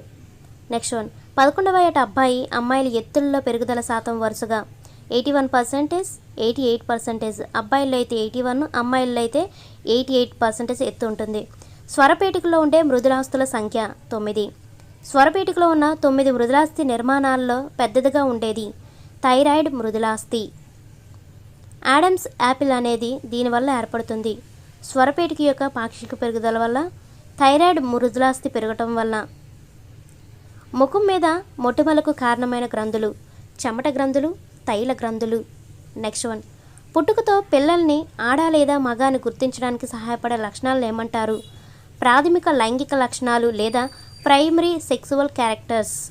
నెక్స్ట్ వన్ ప్రత్యుత్పత్తి జరిపే శక్తి ప్రారంభమయ్యే వయసు. ఖచ్చితమైన వయసు అంటూ ఏమీ ఉండదు. సాధారణంగా 11 నుంచి 15 ఏళ్ల మధ్యకాలంలో మొదలవుతుంది. ఒక్కొక్కరిలో ఒక్కో రకంగా ఉంటుంది. వాతావరణం, తీసుకునే ఆహారం, వంశపారంపర్యంపై ఆధారపడి ఉంటుంది. స్త్రీలలో ప్రత్యుత్పత్తి దశ సాధారణంగా ఈ వయసు మధ్యలో మొదలవుతుంది. 10 నుంచి 12 సంవత్సరాల మధ్యలో మొదలవుతుంది. మన దేశంలో చట్టపరంగా పురుషులు, స్త్రీలకు నిర్ణయించబడిన వివాహ వయసు. పురుషులైతే 21, స్త్రీలకైతే 18 ఇయర్స్. మోనోపాజ్ అనేది ఈ వయసులో ఏర్పడుతుంది. 45 నుంచి 50 మధ్య వయసులో. అమూర్త చింతన అభివృద్ధి చెందే దశ కౌమార దశ. నెక్స్ట్ వన్ అంతఃస్రావ గ్రంథుల నుండి స్రవింపబడే రసాయన పదార్థాలను ఏమంటారు? హార్మోన్లు అంటారు. పురుషుల్లో ముష్కాలను ప్రేరేపించి శుక్రకణాలు ఉత్పత్తి అయ్యేటట్లు చేసే hormone follicle stimulating. Next one పురుషులలో శుక్రకణాల ఉత్పత్తి, ద్వితీయ లైంగిక లక్షణాలు ప్రభావం చూపే హార్మోన్ మరియు గ్రంథి టెస్టోస్టెరాన్, ముస్కాలు. నెక్స్ట్ వన్ పెరుగుదల హార్మోన్ను ఉత్పత్తి చేసే గ్రంథి పీయూష గ్రంథి. నెక్స్ట్ వన్ ఉద్వేగాలను నియంత్రించే హార్మోన్ ఎడ్రినలిన్. పీయూష గ్రంథి విడుదల చేసే హార్మోన్ పెరుగుదల hormone, follicle stimulating hormone, luteinising hormone. Next one మానవ శరీరంలో రక్త కణాల తయారీలో తోడ్పడే మూలకం ఇనుము. సంతులిత ఆహారంలో తగిన పరిమాణంలో ఉండే పోషకాలు ప్రోటీన్స్, కొవ్వులు, పిండి పదార్థాలు, విటమిన్లు, ఖనిజ లవణాలు. ఐరన్ లభ్యమయ్యే పదార్థాలు ఆకుకూరలు, బెల్లం, మాంసం. నెక్స్ట్ వన్ మొత్తం జనాభాలో భారతదేశంలో మరియు ఆంధ్రప్రదేశ్లో 15 సంవత్సరాలు లేదా అంతకన్నా తక్కువ వయసు గల వారిలో పొగ త్రాగేవారి శాతం 57.57, 68%. అంటే భారతదేశం మొత్తం జనాభాలో 15 సంవత్సరాలు లేదా అంతకన్నా తక్కువ వయసు గల వారిలో పొగ త్రాగేవారి శాతం 57.57. అదేవిధంగా మొత్తం జనాభాలో ఆంధ్రప్రదేశ్లోని 15 సంవత్సరాలు లేదా అంతకన్నా తక్కువ వయసు గల వారిలో పొగ త్రాగేవారి శాతం 68%. కౌమార దశ ఒడిదుడుకులతో కూడిన దశ అని ప్రకటించిన మానసిక నిపుణుడు స్టాన్లీ హాల్. ప్రపంచంలో అంతరించిపోతున్న 100 జంతువుల జాబితాలో ఎన్ని జాతులు భారతదేశానికి చెందినవి? 4. అంతరించిపోతున్న జంతువుల జాబితాలో ఆంధ్రప్రదేశ్కు చెందిన 2 జంతువులు గూటి టారంటాల సాలీడు, బట్టమేక పెట్ట. గూటి టారంటాల సాలీడ్నే నీలిరంగు సాలీడ్ అంటారు. బట్టమేక పెట్టను గ్రేట్ ఇండియన్ బస్టర్డ్ అని కూడా అంటారు. గూటి టారంటాల సాలీడు ఈ దేశాల మార్కెట్లలో ఆన్లైన్ ద్వారా అమ్ముడవుతుంది. అమెరికా, యూరప్ దేశాలలో. కర్నూలులోని పుల్లెందు పక్షుల సంరక్షణ కేంద్రంలో పెరుగుతున్న జీవి బట్టమేక పెట్ట మరియు గూటి టారంటాల సాలీడు. గూటి టారంటాల సాలీడు శాస్త్రీయనామం పిసిలోథీరియా మెటాలికా. ఈ క్రింది వాక్యాలను పరిశీలించండి. IUCN international union for conservation of nature, ZSL zoological society of London. ఒక్కోసారి IUCNను విస్తరించండి ఇలా అడుగుతారు ఫ్రెండ్స్. చూసుకోండి, పేజీ నెంబర్స్తో ఇచ్చాను కాబట్టి మీరు టెక్స్ట్ బుక్ కూడా రిఫర్ చేయొచ్చు టీచర్స్. బట్టమేక పక్షులు విస్తరించి ఉన్న రాష్ట్రాలు రాజస్థాన్, గుజరాత్, మహారాష్ట్ర, ఆంధ్రప్రదేశ్, కర్ణాటక, మధ్యప్రదేశ్. నేను పెట్టిన ఎగ్జామ్లో బట్టమేక పక్షులు విస్తరించి ఉన్న రాష్ట్రాల్లో లేనిది అని క్వశ్చన్ వేశాను టీచర్స్. సో అందుకని ఇక్కడ చూసుకోండి. మీకు గుర్తుండాలి అంటే ఒక కోడ్ చెప్తాను, అది కూడా వీలైతే గుర్తుపెట్టుకోండి. రామ్ జీకే మధ్యప్రదేశ్లో నేర్చుకున్నాడు. రామ్ జీకే మధ్యప్రదేశ్లో నేర్చుకున్నాడు. రామ్ అంటే ఇక్కడ ఆర్ అనేది రాజస్థాన్, ఏ అంటే ఆంధ్రప్రదేశ్, ఎం అంటే మహారాష్ట్ర. జీకే నేర్చుకున్నాడు అంటే జీ అంటే గుజరాత్, కే అంటే కర్ణాటక. ఎక్కడ నేర్చుకున్నాడు? మధ్యప్రదేశ్లో నేర్చుకున్నాడు. రామ్ జీకే మధ్యప్రదేశ్లో నేర్చుకున్నాడు. సో అలాగైనా గుర్తుపెట్టుకోండి టీచర్స్. ప్రమాదం అంచున ఉన్న జీవజాతుల గురించిన జాబితాను విడుదల చేసిన సంస్థలు IUCN మరియు ZSL. ఈవో విల్సన్ అభిప్రాయం ప్రకారం ప్రపంచం అంతటా సంవత్సరానికి లేదా రోజుకి అంతరించిపోతున్న జాతులు వరుసగా సంవత్సరానికైతే 10,000, రోజుకైతే 27 అంతరించిపోతున్న జాతులు. WWF విస్తరించండి. వరల్డ్ వైల్డ్ లైఫ్ ఫెడరేషన్ అంతరించిపోతున్న లేదా ఆపదలో ఉన్న మొక్కలు, జంతువుల సమాచారాన్ని ప్రచురించే పుస్తకం రెడ్ డేటా బుక్ లేదా రెడ్ లిస్ట్ బుక్. భారతదేశంలో అంతరించిపోయే ప్రమాదం ఉన్న మొక్క కానిది.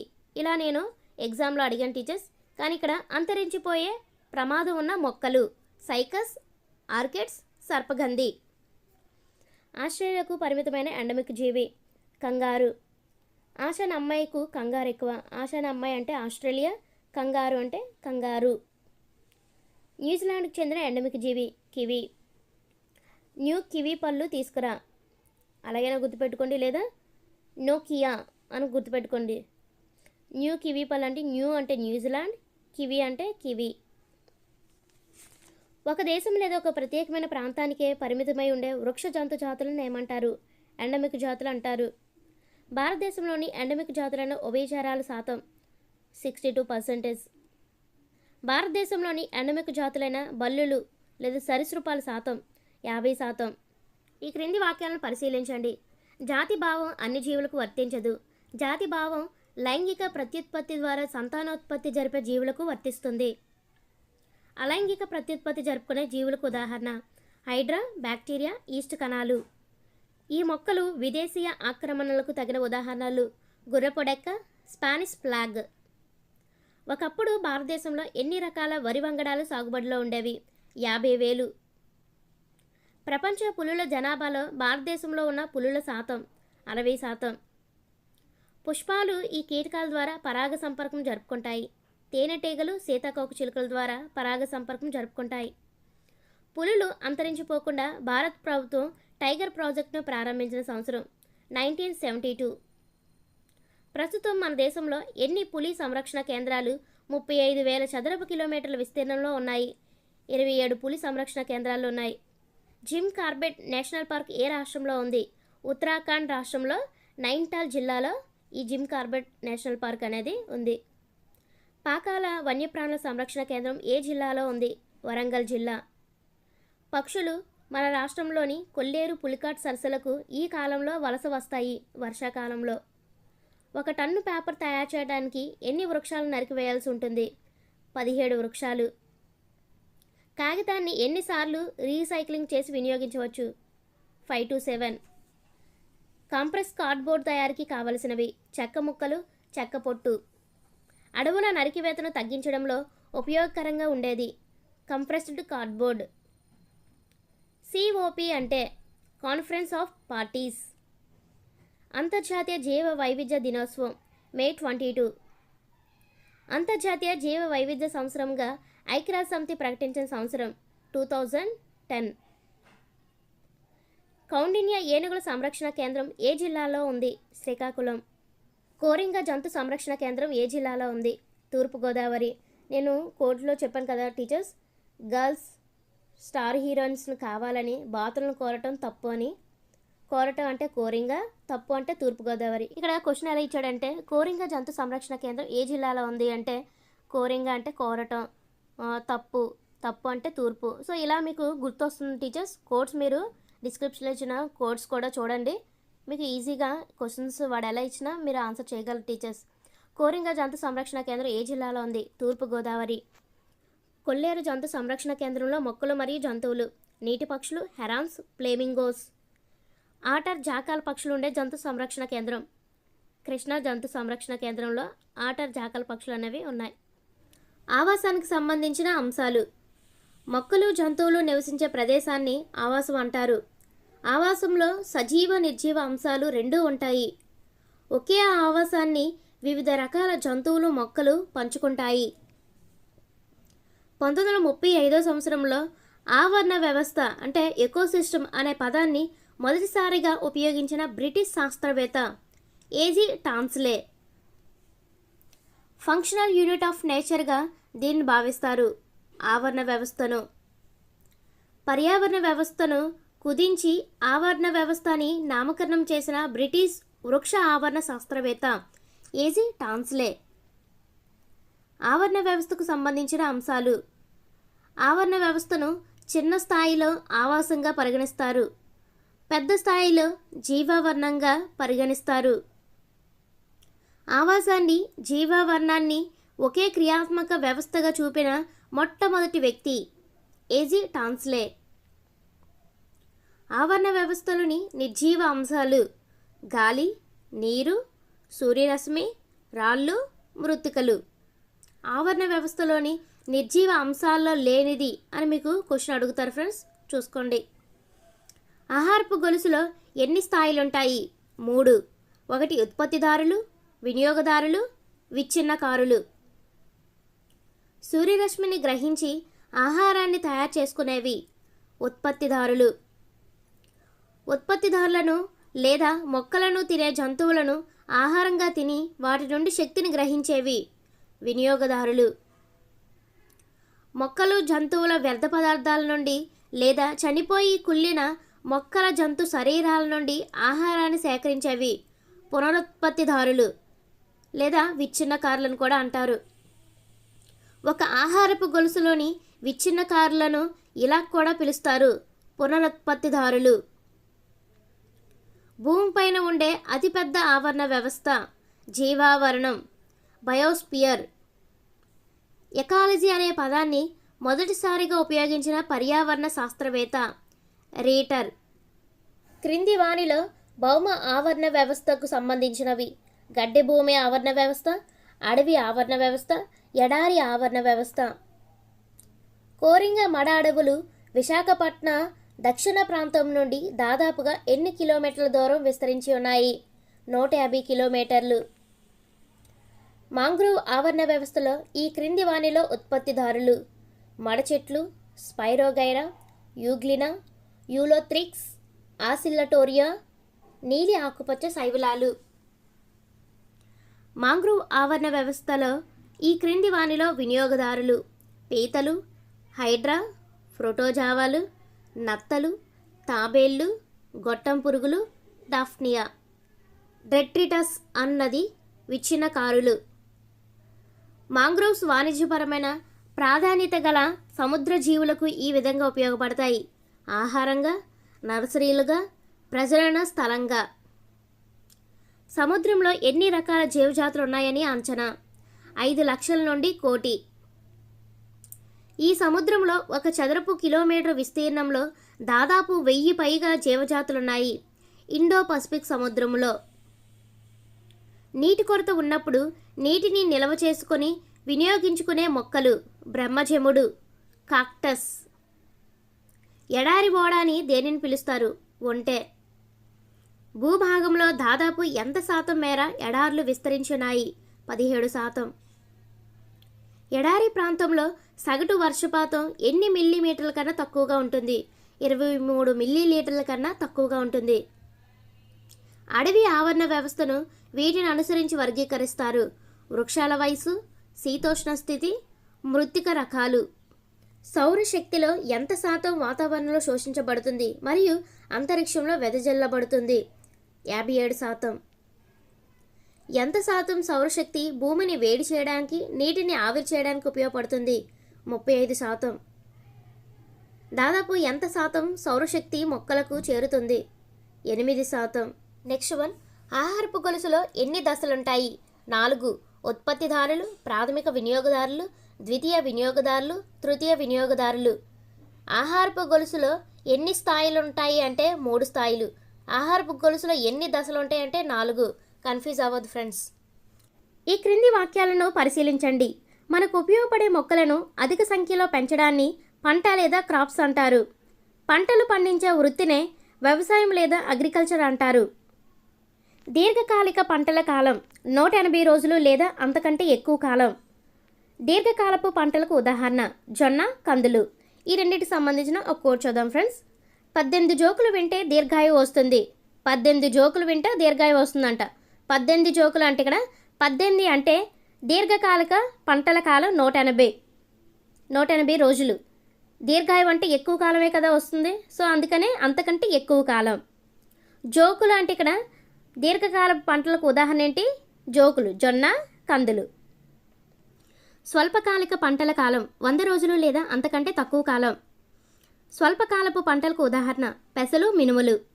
ఈ రెండింటికి ఒక కోట్ చూద్దాం ఫ్రెండ్స్. ఈ అల్పమైన పెసరొట్టు, మినపొట్టు 100 రూపాయల. ఈ అల్పమైన అంటే స్వల్పకాలం.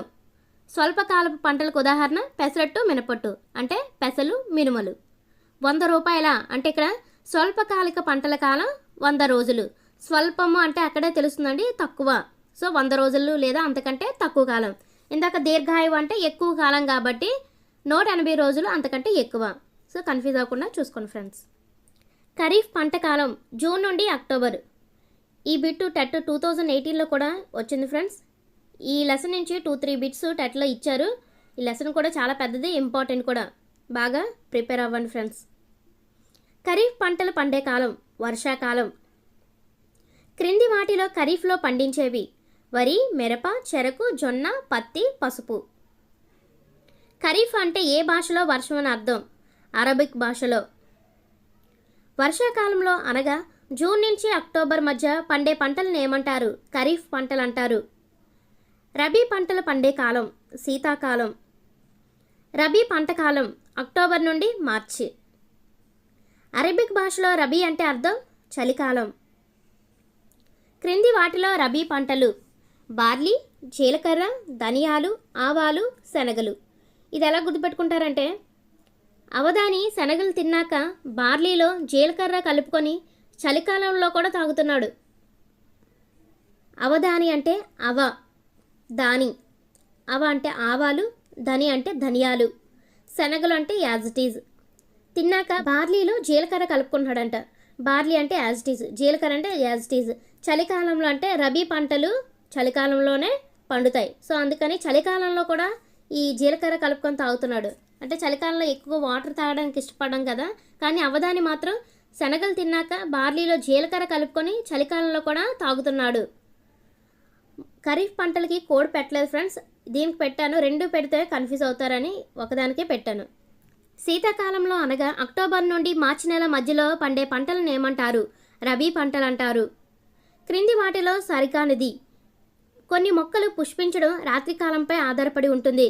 రాత్రికాలం నిడివి 12:30 గంటల కంటే ఎక్కువగా ఉంటే కొన్ని మొక్కలు బాగా పుష్పిస్తాయి.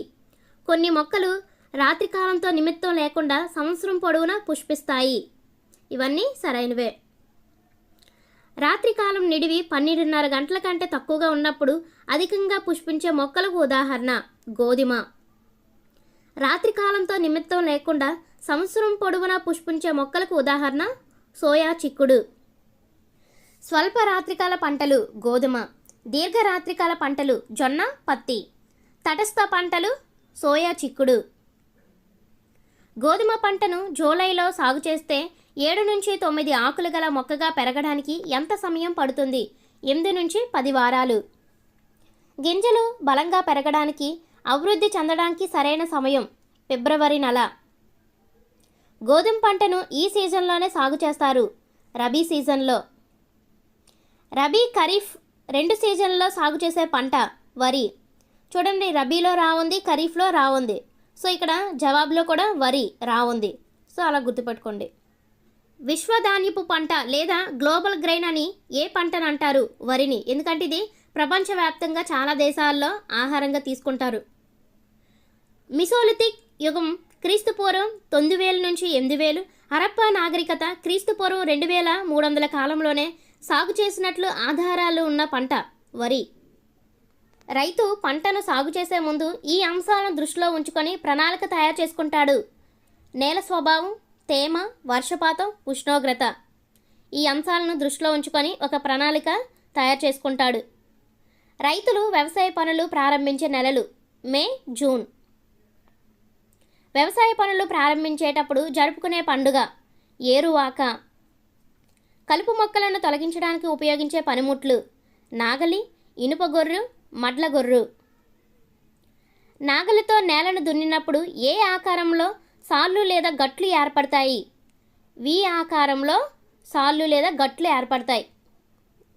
బంగారు తీగను హైబ్రిడ్ రకము ఈ పంటకు చెందినది? వరి. ఈ బిట్ కూడా 2018 టెట్లో అడిగారు ఫ్రెండ్స్, చాలా ఇంపార్టెంట్. వరికి ఒరైజా అనే పేరు పెట్టిన శాస్త్రవేత్త లిన్నేయస్. ఆసియా ఒరైజా సటైవా, ఆఫ్రికా ఒరైజా గ్లబెర్రిమా, అమెరికా ఒరైజా గ్లూమపాట్యులా అనే వరి రకాలను పండిస్తున్నారు. ఒక్కోసారి ఎగ్జామ్లో ఆఫ్రికా ఖండము ఏ వరి రకాన్ని పండిస్తున్నారు అని క్వశ్చన్ అడగొచ్చు. ఈ మూడింటిని గుర్తుపెట్టుకోవడం కొంచెం కష్టంగానే ఉంటుంది. సో అందుకని చిన్న కోడ్ చెప్తాను చూడండి ఫ్రెండ్స్. మూడిట్లోని ఒరైజా అనేది సేమ్గానే ఉంది. పక్కనున్న పదాలకి కోడ్ చూద్దాం. ఆసియాలోని సావుంది, సటైవాలో కూడా సావుంది. ఆఫ్రికా గ్లబెర్రిమా, ఆపే గోబ్ గీయమనిపోద్ది. ఆపి అంటే ఆఫ్రికా, గోబ్ అంటే గ్లబెర్రిమా.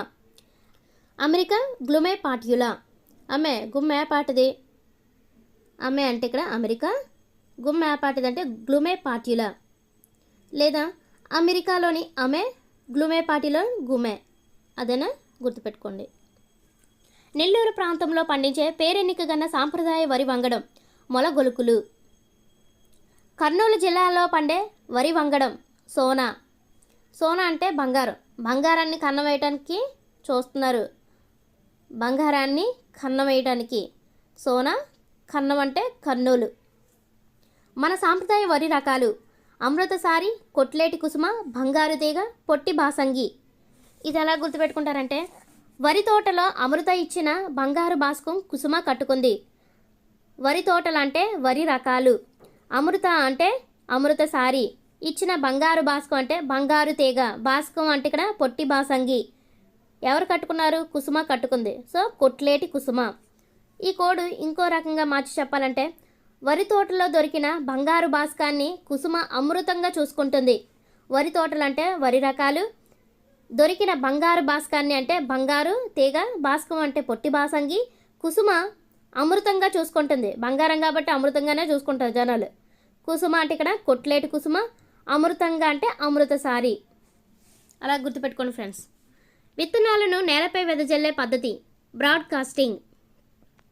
విత్తనాలను నేలలో విత్తడానికి ఉపయోగించే పనిముట్టు విత్తనం గొర్రు.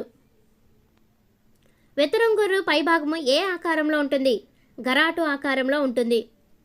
ఎస్ఆర్ఐని విస్తరించగా సిస్టమ్ ఆఫ్ రైస్ ఇంటెన్సిఫికేషన్. శిలీంధ్ర వ్యాధులకు గురయ్యే పంటలు వరి, చెరకు, గోధుమ. ఆకుల మీద పొడితో కూడిన గుండ్రటి మచ్చలు ఈ వ్యాధి లక్షణం. టిక్కా తెగులు. ఈ క్రింది వాటిలో టిక్కా తెగులు, వేరుశనగకు వచ్చే తెగులనే టిక్కా తెగులు అంటారు. నిమ్మ చెట్టు కాయలు, ఆకులపై కనిపించే గోధుమ వర్ణపు మచ్చలకు కారణం బ్యాక్టీరియా.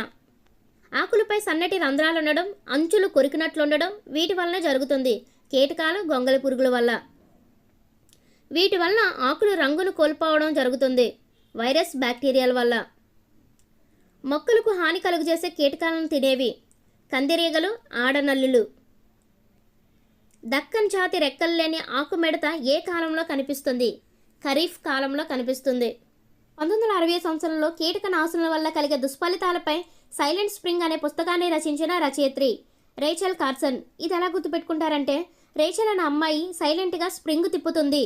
రేచల్ అనే అమ్మాయి అంటే రేచల్ కార్సన్ అనే రచయిత్రి, సైలెంట్గా స్ప్రింగ్ తిప్పుతుంది అంటే సైలెంట్ స్ప్రింగ్ అనే పుస్తకం. ఒక్కోసారి ఎగ్జామ్లో రేచల్ కార్సన్ రచించిన పుస్తకం పేరు అని అడుగుతారు, సైలెంట్ స్ప్రింగ్. ఎరువుల ద్వారా మొక్కలకు అందే అతి ముఖ్యమైన మూలకాలు నైట్రోజన్, భాస్వరం, పొటాషియం. ఎరువులు ఎన్ని రకాలు? 2. సహజ ఎరువులు, కృత్రిమ ఎరువులు. పోషక పదార్థాలతో కూడిన సహజ ఎరువులుగా మార్చే బ్యాక్టీరియాలు అజిటోబాక్టర్, నైట్రోబాక్టర్. ప్రాచీన వ్యవసాయ పద్ధతుల్లో రైతులు తమ పంట పొలాలకు ఈ సాధనాల ద్వారా నీటిపారుదల సౌకర్యం కలిగించేవారు. ఏతం, మోటబావి, గొలుసు చక్రం. నీరు తక్కువగా లభించే ప్రదేశాలలో ఈ పద్ధతి ఉపయోగిస్తారు. స్ప్రింక్లర్ నీటిపారుదల, బిందు సేద్యం లేదా డ్రిప్ ఇరిగేషన్. స్ప్రింక్లర్ ఏ సూత్రంపై పనిచేస్తుంది? నీటి పీడనం. అమెరికా నుండి గోధుమలతో పాటు మన దేశానికి దిగుమతి చేయబడిన కలుపు మొక్క పార్థేనియం లేదా వయారి భామ. దీన్ని ఉప్పు నీరు చల్లట ద్వారా సులభంగా చంపవచ్చట. ఈ క్రింది వాక్యాలను పరిశీలించినట్లయితే, రైతులు కొన్ని కలుపు మొక్కల్ని గుంటిక లేదా దంతితో తొలగిస్తారు. ద్విదళ బీజ కలుపు మొక్కల నివారణకు ఉపయోగించే కలుపు నాశిని 2,4-డైక్లోరోఫెనాక్సీ ఎసిటిక్ ఆమ్లం. పాలు, మాంసం మరియు ఇతర ఉపయోగకరమైన పదార్థాల కొరకు పశువులకు ఆహారాన్ని అందజేసి వసతిని రక్షణ కల్పించడాన్ని ఏమంటారు? పశుపోషణ. జంతువుల పేర్లు మచ్చిక చేసుకున్న కాలం. కుక్క క్రీస్తుపూర్వం 30,000 నుంచి 7,000. గొర్రె క్రీస్తుపూర్వం 11,000 నుంచి 9,000. పంది క్రీస్తుపూర్వం 900. మేక క్రీస్తుపూర్వం 8,000. ఎద్దులకు దున్నపోతులకు వచ్చే వ్యాధి గాలికుంటు వ్యాధి. మేకలు, గొర్రెలు ఈ వ్యాధితో బాధపడుతుంటాయి. నట్టల వ్యాధి లేదా ఏలికపాముల వ్యాధి. రైతులు పశుగ్రాసంగా ఉపయోగించేవి వరిగడ్డి, జొన్న, సజ్జ చొప్ప, మొక్కజొన్న చొప్ప. క్రింది వాక్యాలను పరిశీలించినట్లయితే దేశీయ జాతులు 2 నుంచి 5 లీటర్ల పాలు ప్రతిరోజు ఇస్తాయి. ముర్రా జాతి పశువులు 8 లీటర్లు పైగా ప్రతిరోజు పాలనిస్తాయి. మన దేశంలో ఎక్కువ పాలనిచ్చేవి ఈ జాతికి చెందిన ఆవులు. హర్యానా, జాఫ్రాబాడీ, నాగపురి జాతికి చెందిన ఆవులు ఎక్కువ పాలనిచ్చే జాతులు. ఇంగ్లాండ్, డెన్మార్క్ దేశాలకు చెందిన విదేశీ జాతి ఆవులు వరుసగా ఇంగ్లాండ్ జెర్సీ, డెన్మార్క్ హాల్స్టీన్. జెర్సీ మీద ఈగ కూడా వాలనవ్వను. జెర్సీ మీద ఈగ అంటే జెర్సీ అంటే జెర్సీ, ఈగ అంటే ఇంగ్లాండ్. హాల్లో డాన్ ఉన్నాడు. హాల్లో అంటే హాల్స్టీన్, డాన్ అంటే డెన్మార్క్. మరి పెద్దగా కోడేం ఉండదు, కానీ జస్ట్ గుర్తుపెట్టుకోవడానికి చిన్న కోడిది. మన దేశంలో మొత్తం పాల ఉత్పత్తిలో ప్రధాన పాత్ర వహించేవి ఆవులు. మన దేశంలో ఇతర పాల ఉత్పత్తులను తయారు చేయడానికి ఎంత శాతం పాలను వాడతారు? 60%. పాలలోని రోగకారక జీవులను నాశనం చేయడాన్ని ఏమంటారు? పాశ్చరైజేషన్.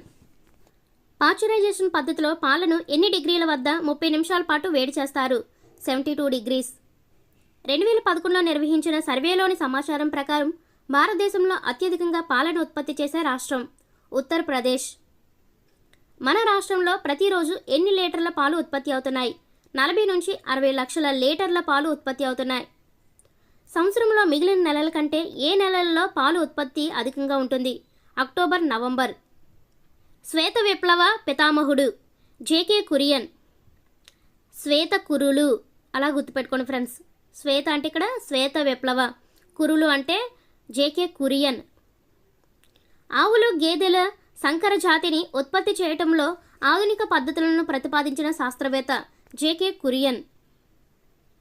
పశువులు ఈనినప్పటి నుండి ఎన్ని గంటల వరకు ఇచ్చే పాలను జున్ను పాలు అంటారు?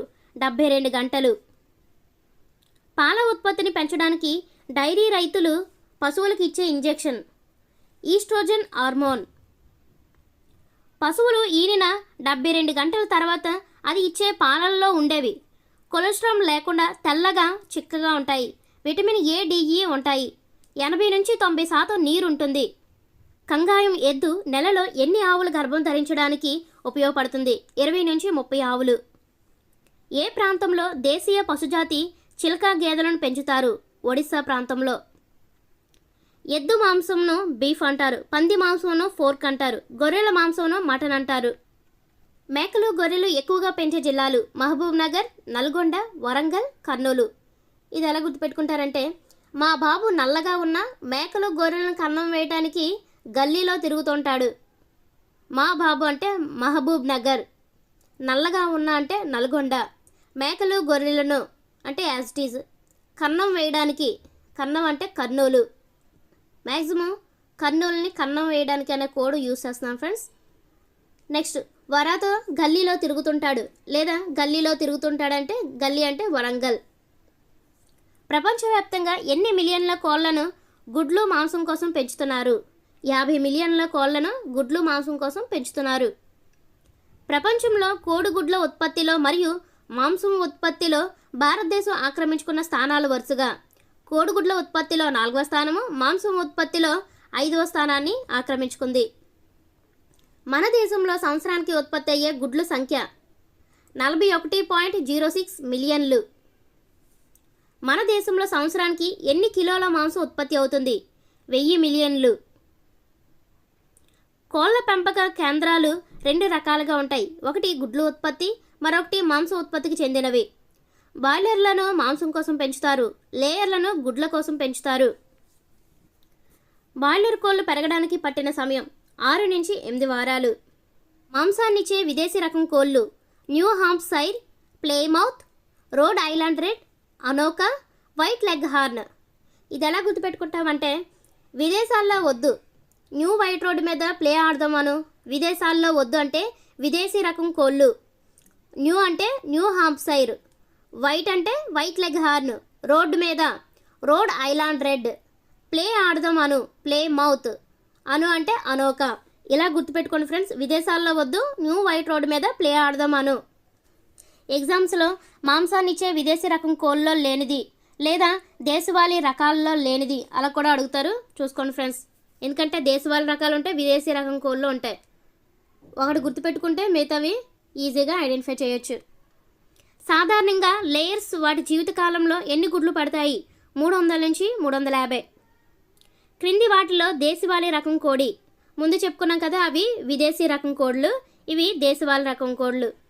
ఆసిల్, కడక్నాథ్, చిత్తాగాంగ్, బ్రూసా, లాంగ్సాన్. అది ముందు పెట్టుకున్నాం కదా కోడ్, దీన్ని కూడా పెడితే కన్ఫ్యూజ్ అవుతారు కాబట్టి దీనికి పెట్టలేదు ఫ్రెండ్స్. అది గుర్తుంటే ఈజీగా ఇది ఐడెంటిఫై చేసేయచ్చు. కోడి పందాల కొరకు పెంచే కోడి ఆసిల్ లేదా బెరసు కోడి. ఇది ఎలా గుర్తుపెట్టుకుంటారంటే కోడి పందాలంటే ఆషామాసి కాదు, బెరసు కొట్టిందంటే అంతే. ఆషామాసి కాదంటే ఆసిల్, బెరసు కొట్టిందంటే ఒక్కోసారి బెరసు కోడి అని కూడా ఇస్తారు ఆప్షన్లో. మీకు గుర్తుండాలని చెప్పి బెరసు కొట్టిందని ఇక్కడ యాడ్ చేశాను అనమాట. బెరసు కొట్టిందంటే అంతే, బెరస కోడి. ఇది చాలా ఇంపార్టెంట్ ఈ బిట్ ఫ్రెండ్స్. 2018లో ఇచ్చారు, ఇలా ఇచ్చారు. పోరాడే తత్వం, అధిక శక్తి, ధీరత్వం కలిగి ఉన్న కోడి ఆసిల్ లేదా బెరసు కోడి. కోడి పందాలంటేనే మీకు ఈజీగా బెరసు కోడి అని గుర్తు రావాలి. ఎందుకంటే కోడి పందాలంటే ఆషామాషి కాదు, బెరసు కొట్టిందంటే అంతే. కృత్రిమంగా గుడ్లను పొదిగించడానికి వాడే యంత్రము ఇంక్యుబేటర్స్. జనవరి, ఏప్రిల్ నెలలో గుడ్ల ధరలు అధికంగా ఉండడానికి గల కారణం గుడ్లను పొదగడానికి అనుకూల ఉష్ణోగ్రత ఉండటం. అంటే ఈ కాలంలో గుడ్లను ఎక్కువగా పొదగడానికి ఉపయోగిస్తారు.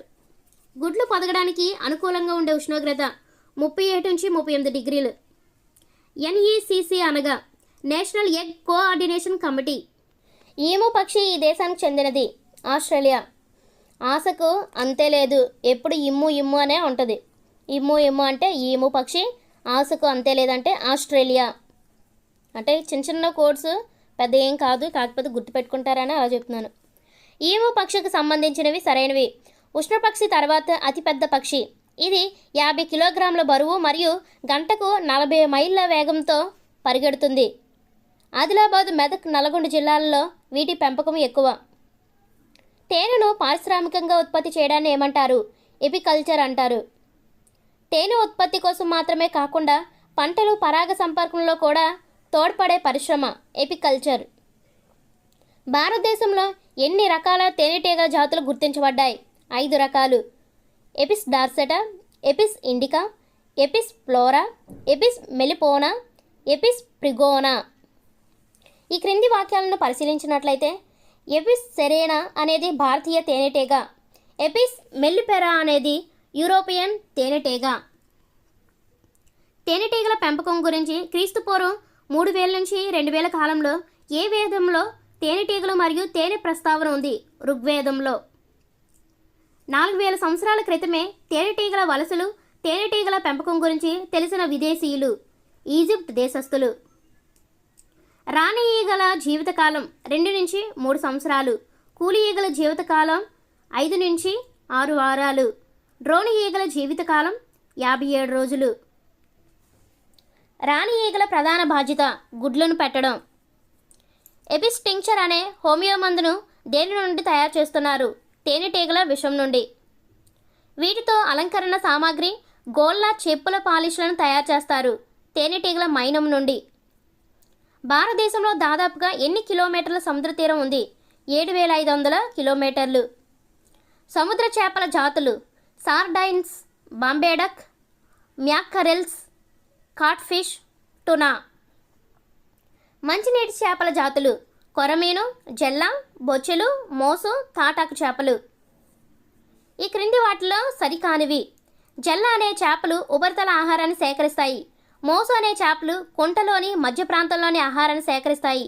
బురద మట్ట అనే చేపలు కుంట అడుగు భాగాల్లోని ఆహారాన్ని సేకరిస్తాయి. ఇవన్నీ సరైనవే. ఎగ్జామ్స్లో ఎలా అడుగుతారంటే కుంటలోని మధ్య ప్రాంతంలోని ఆహారాన్ని సేకరించే చేపలు. ఆప్షన్స్ జెల్ల, మోసు, బురదమట్ట, పైవన్నీ ఇలా అడుగుతారు ఫ్రెండ్స్. ఒకసారి చూసుకోండి. ఈ క్రింది వాక్యాలను పరిశీలించండి. సముద్రపు కలుపు మొక్కలు సముద్రంలోని ప్రధాన ఆహార వనరు. అగార్ అనే సముద్రపు కలుపు మొక్కను పరిశ్రమల్లో పైకో కొల్లాయిడ్గా ఉపయోగిస్తారు. మంచి నీటిలో ఉప్పు నీటిలో చేపల పెంపకాన్ని ఏమంటారు? Aqua culture. క్రింది వాక్యాలను పరిశీలించినట్లయితే మోటార్ వాహనముల చట్టం 1988, కేంద్ర మోటార్ వాహనాల నియమం 1989, కాలుష్య నియంత్రణ సర్టిఫికెట్ కాలపరిమితి 6 నెలలు, గాలి, నీరు, నేలలోని జీవ భౌతిక రసాయనిక ధర్మాలలో వచ్చిన మార్పునేమంటారు? కాలుష్యం లేదా పొల్యూషన్. క్రింది వాటిలో మౌలిక మూలకాలు basic elements nitrogen, oxygen, carbon dioxide, argon. గాలిలో అతి ఎక్కువ శాతంలో ఉండే వాయువు నత్రజని. అంశము ఘనపరిమాణము nitrogen 78.084%, oxygen 20.947%, argon 0.934%, carbon dioxide 0.033%, నీటి ఆవిరి 1%. ఎగ్జామ్లో ఇండివిజువల్గా అడుగుతాడు. ఆక్సిజన్ ఘనపరిమాణ శాతం, నైట్రోజన్ ఘనపరిమాణ శాతం ఇలా అడుగుతారు ఫ్రెండ్స్. చూసుకోండి. వాతావరణంలో ఉన్న ఎంత శాతం ఆక్సిజన్ అన్ని జీవరాశుల మనుగడకు ఆధారము? 20%. మొక్కల్లో కిరణజన్య సంయోగక్రియకు ఉపయోగపడే కార్బన్ డయాక్సైడ్ యొక్క పరిమాణము 0.033%. మానవ చర్యల వలన కానీ ప్రకృతిలో జరిగే మార్పుల వలన కానీ వాతావరణ సమతుల్యతలో మార్పు సంభవిస్తే దానిని ఏమంటారు? గాలి కాలుష్యం లేదా ఎయిర్ పొల్యూషన్. వాతావరణంలో మార్పులు రావడానికి కారణమైన పదార్థాలను ఏమంటారు? కాలుష్య కారకాలు, పొల్యూటెంట్స్. కొన్ని ప్రకృతి వైపరీత్యాల వలన కాలుష్య కారకాలు వాతావరణంలోనికి ప్రవేశిస్తున్నాయి. ఉదాహరణకు అగ్నిపర్వతాలు పేలడం, అడవుల దహనం, ఇసుక తుఫానులు, సునామీలు. శ్వాసకోశ సంబంధమైన జబ్బులు, క్యాన్సర్ లాంటి వ్యాధులకు కారణమైన కాలుష్యం వాయు కాలుష్యం. కాలుష్య కారకాలు 2 రకాలు: ప్రాథమిక కాలుష్య కారకాలు, ద్వితీయ కాలుష్య కారకాలు. ఇంధనాలు మండించడం వల్ల వచ్చే పదార్థాలు వాతావరణంలోని మూలకాలతో చర్య జరపడం వలన ఏర్పడే పదార్థాలను ఏమంటారు? ద్వితీయ కాలుష్య కారకాలు. అడవుల దహనం వల్ల గాలిలో కలిసి కాలుష్య కారకంగా మారేవి కర్బన పదార్థాలు లేదా బూడిద. అగ్నిపర్వతాలు బ్రద్దలైనప్పుడు విడుదలయ్యే వాయువు కార్బన్ డయాక్సైడ్, సల్ఫర్ డయాక్సైడ్. కుళ్ళిన వ్యర్థ పదార్థాల నుండి విడుదలైన గాలి కాలుష్యానికి కారణమైనది అమ్మోనియా. నీటిలో కుళ్ళిన వ్యర్థ పదార్థాల నుండి విడుదలయ్యే వాయువు మీథేన్. మోటార్ వాహనాల నుండి విడుదలయ్యే పొగలోని వాయువు sulphur dioxide, carbon monoxide, nitrogen dioxide. ఇది ఎలా గుర్తుపెట్టుకుంటారంటే నైట్ నుండి సెల్ఫ్ కొడితేనే మోటార్ ఆన్ అవుతుంది. మోనా అంటే కార్బన్ మోనాక్సైడ్, నైట్ నుండి అంటే నైట్రోజన్ డయాక్సైడ్, సెల్ఫ్ కొడితేనే అంటే సల్ఫర్ డయాక్సైడ్. మోటార్ ఆన్ అవుతుంది అంటే మోటార్ వాహనాల నుండి విడుదలయ్యే పొగలోని వాయువులు. ఇంధనాలను మండించడం ద్వారా వెలువడే గాలి కాలుష్య కారకాలు కార్బన్ మోనాక్సైడ్, పొగ, ధూళి, బూడిద, సల్ఫర్ డయాక్సైడ్. క్రింది వాటిని జతపరిచినట్లయితే పరవాడ విశాఖపట్నం జిల్లాలో ఉంది, పాలవంచ ఖమ్మం జిల్లా, విజయవాడ కృష్ణా జిల్లా, కృష్ణపట్నం నెల్లూరు జిల్లా. రేడియోధార్మిక వ్యర్థ పదార్థాలు విడుదల చేసేది అణు విద్యుత్ కేంద్రం. 1986లో రష్యాలోని చెర్నోబిల్ దుర్ఘటనలో విడుదలైనది రేడియోధార్మిక పదార్థాలు. రష్యాలోని చెర్నోబిల్ దుర్ఘటనలో విడుదలైన రేడియోధార్మిక పదార్థాల వలన కలిగే నష్టాలు: 5 మిలియన్ల ప్రజలు క్యాన్సర్కు గురయ్యారు, 1,25,000 పరిధిలో విస్తరించి పంట పొలాలను నిరుపయోగం చేసింది, అడవులు నాశనమయ్యాయి. ప్రస్తుతం భూమిపై అడవులు విస్తరించిన శాతం 19%. చెట్లను నరకడం వల్ల గాలిలో దేని శాతం పెరుగును? Carbon dioxide. గ్లోబల్ వార్మింగ్ లేదా భూతాపమునకు కారణము: అడవుల నరికివేత, గాలిలో కార్బన్ డయాక్సైడ్ శాతం పెరుగుదల.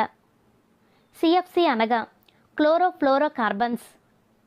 సిఎఫ్సి లేదా క్లోరోఫ్లోరో కార్బన్లు దేని నుండి విడుదలవుతాయి? రీఫ్రిజిరేటర్స్, ఏసీలు, ఏరోసాల్స్. ఓజోన్ పొరను దెబ్బతీసేవి: రీఫ్రిజిరేటర్స్, ఏసీలు, క్లోరోఫ్లోరో కార్బన్లు, ఏరోసాల్స్. ఎస్పిఎం అనగా సస్పెండెడ్ పర్టిక్యులేట్ మేటర్. ఈ క్రింది వానిలో ద్వితీయ కాలుష్య కారకం పాన్, పిఏఎన్, ఫార్మాల్డిహైడ్, ఓజోన్. క్రింది వాటిలో ద్వితీయ కాలుష్య కారకం కానిది అని అడుగుతాడు. పిఏఎన్ విస్తరించగా పెరాక్సీ ఎసిటైల్ నైట్రేట్. తాజ్మహల్కు దీనివలన ప్రమాదం జరుగుతుంది, ఆమ్లవర్షం. సిఎన్జి అనగా కంప్రెస్డ్ నేచురల్ గ్యాస్. భోపాల్ దుర్ఘటనలో వెలువడిన విషవాయువు మిథైల్ ఐసోసైనైడ్. భోపాల్ గ్యాస్ దుర్ఘటనకు సంబంధించి సరైనవి. డిసెంబర్ 2, 1984లో జరిగింది. సుమారు 3000 మంది మరణించారు. ఎంఐసి అనే వాయువు గాలిలో కలవడం వల్ల జరిగింది. ఎంఐసి అంటే methyl isocyanide. WHO world health organization ప్రపంచ ఆరోగ్య సంస్థ 2011 గణాంకాల ప్రకారం ప్రతి సంవత్సరం కాలుష్యం వల్ల ఎంతమంది చనిపోతున్నారు? 2.4 మిలియన్లు.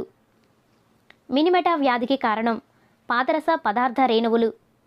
వెండి వస్తువులపై పోత ఏర్పడి నల్లగా మారటానికి కారణం హైడ్రోజన్ సల్ఫైడ్. హైడ్రోజన్ సల్ఫైడ్కి సంబంధించి సరైన వాక్యాలు. ఇది కుళ్ళిన కోడిగుడ్డు వాసన కలిగి ఉంటుంది. దీన్ని పీల్చడం వల్ల విపరీతమైన తలనొప్పి వస్తుంది. మన రక్తంలోని హిమోగ్లోబిన్తో కలిసే విషపూరిత వాయువు కార్బన్ మోనాక్సైడ్. ఎల్పిజి అనగా లిక్విడ్ పెట్రోలియం గ్యాస్. స్వచ్ఛ పాఠశాల, హరితహారం, వన మహోత్సవాన్ని ఏ నెలలో జరుపుతారు? జూలై నెలలో. భారతదేశంలో అతి ప్రమాదకరమైన కాలుష్య ప్రాంతంగా గుర్తింపబడినది పటాన్ చెరువు. మూసీ నది ప్రక్షాళన పథకం కింద కాలుష్య నియంత్రణకు తీసుకుంటున్న చర్యల్లో సరైనవి. ఘనరూప వ్యర్థాల నిర్వహణ, మురికి నీరు శుద్ధి చేయు ప్లాంట్ ఏర్పాటు, నదీ తీరాన్ని అభివృద్ధిపరచడం, ప్రజల్లో అవగాహన కల్పించడం ఇవన్నీ సరైనవే. రంగు వాసన లేని నీరు స్వచ్ఛమైన నీరు. నీటి కాలుష్యం జరగడానికి 2 ప్రధాన కారణాలున్నాయి. నిర్దిష్ట కాలుష్య కారకాల విడుదల, అనిర్దిష్ట కాలుష్య కారకాల విడుదల. క్రింది వారిలో నిర్దిష్ట కాలుష్య కారకం పరిశ్రమల నుండి వెలువడే కలుషితాలు. నీటిలో పోషకాలు బాగా పెరిగి మొక్కలు విపరీతంగా పెరిగి ఆక్సిజన్ పరిమాణాన్ని తగ్గడాన్ని ఏమంటారు? యూట్రాఫికేషన్ అంటారు. ఒక ఇంజిన్ ఆయిల్ చుక్క ఎన్ని లీటర్ల నీటిని కలుషితం చేస్తుంది? 25 లీటర్ల నీటిని కలుషితం చేస్తుంది. ప్రజలు తమ ఇంటి తోటలో, లాన్స్లో ఉపయోగించే పురుగుల మందులు రైతులు వాడే పురుగుల మందుల కంటే ఎన్ని రెట్లు ఎక్కువ కాలుష్యం కలుగజేస్తాయి? 10 రెట్లు.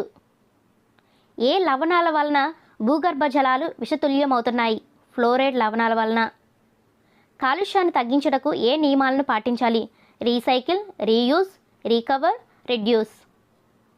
మీరు తెల్ల పేపర్పై ప్రింట్ తీసుకునేటప్పుడు 2వ వైపును కూడా ఉపయోగించినట్లయితే అది క్రింది చర్య అవుతుంది: తగ్గించడం.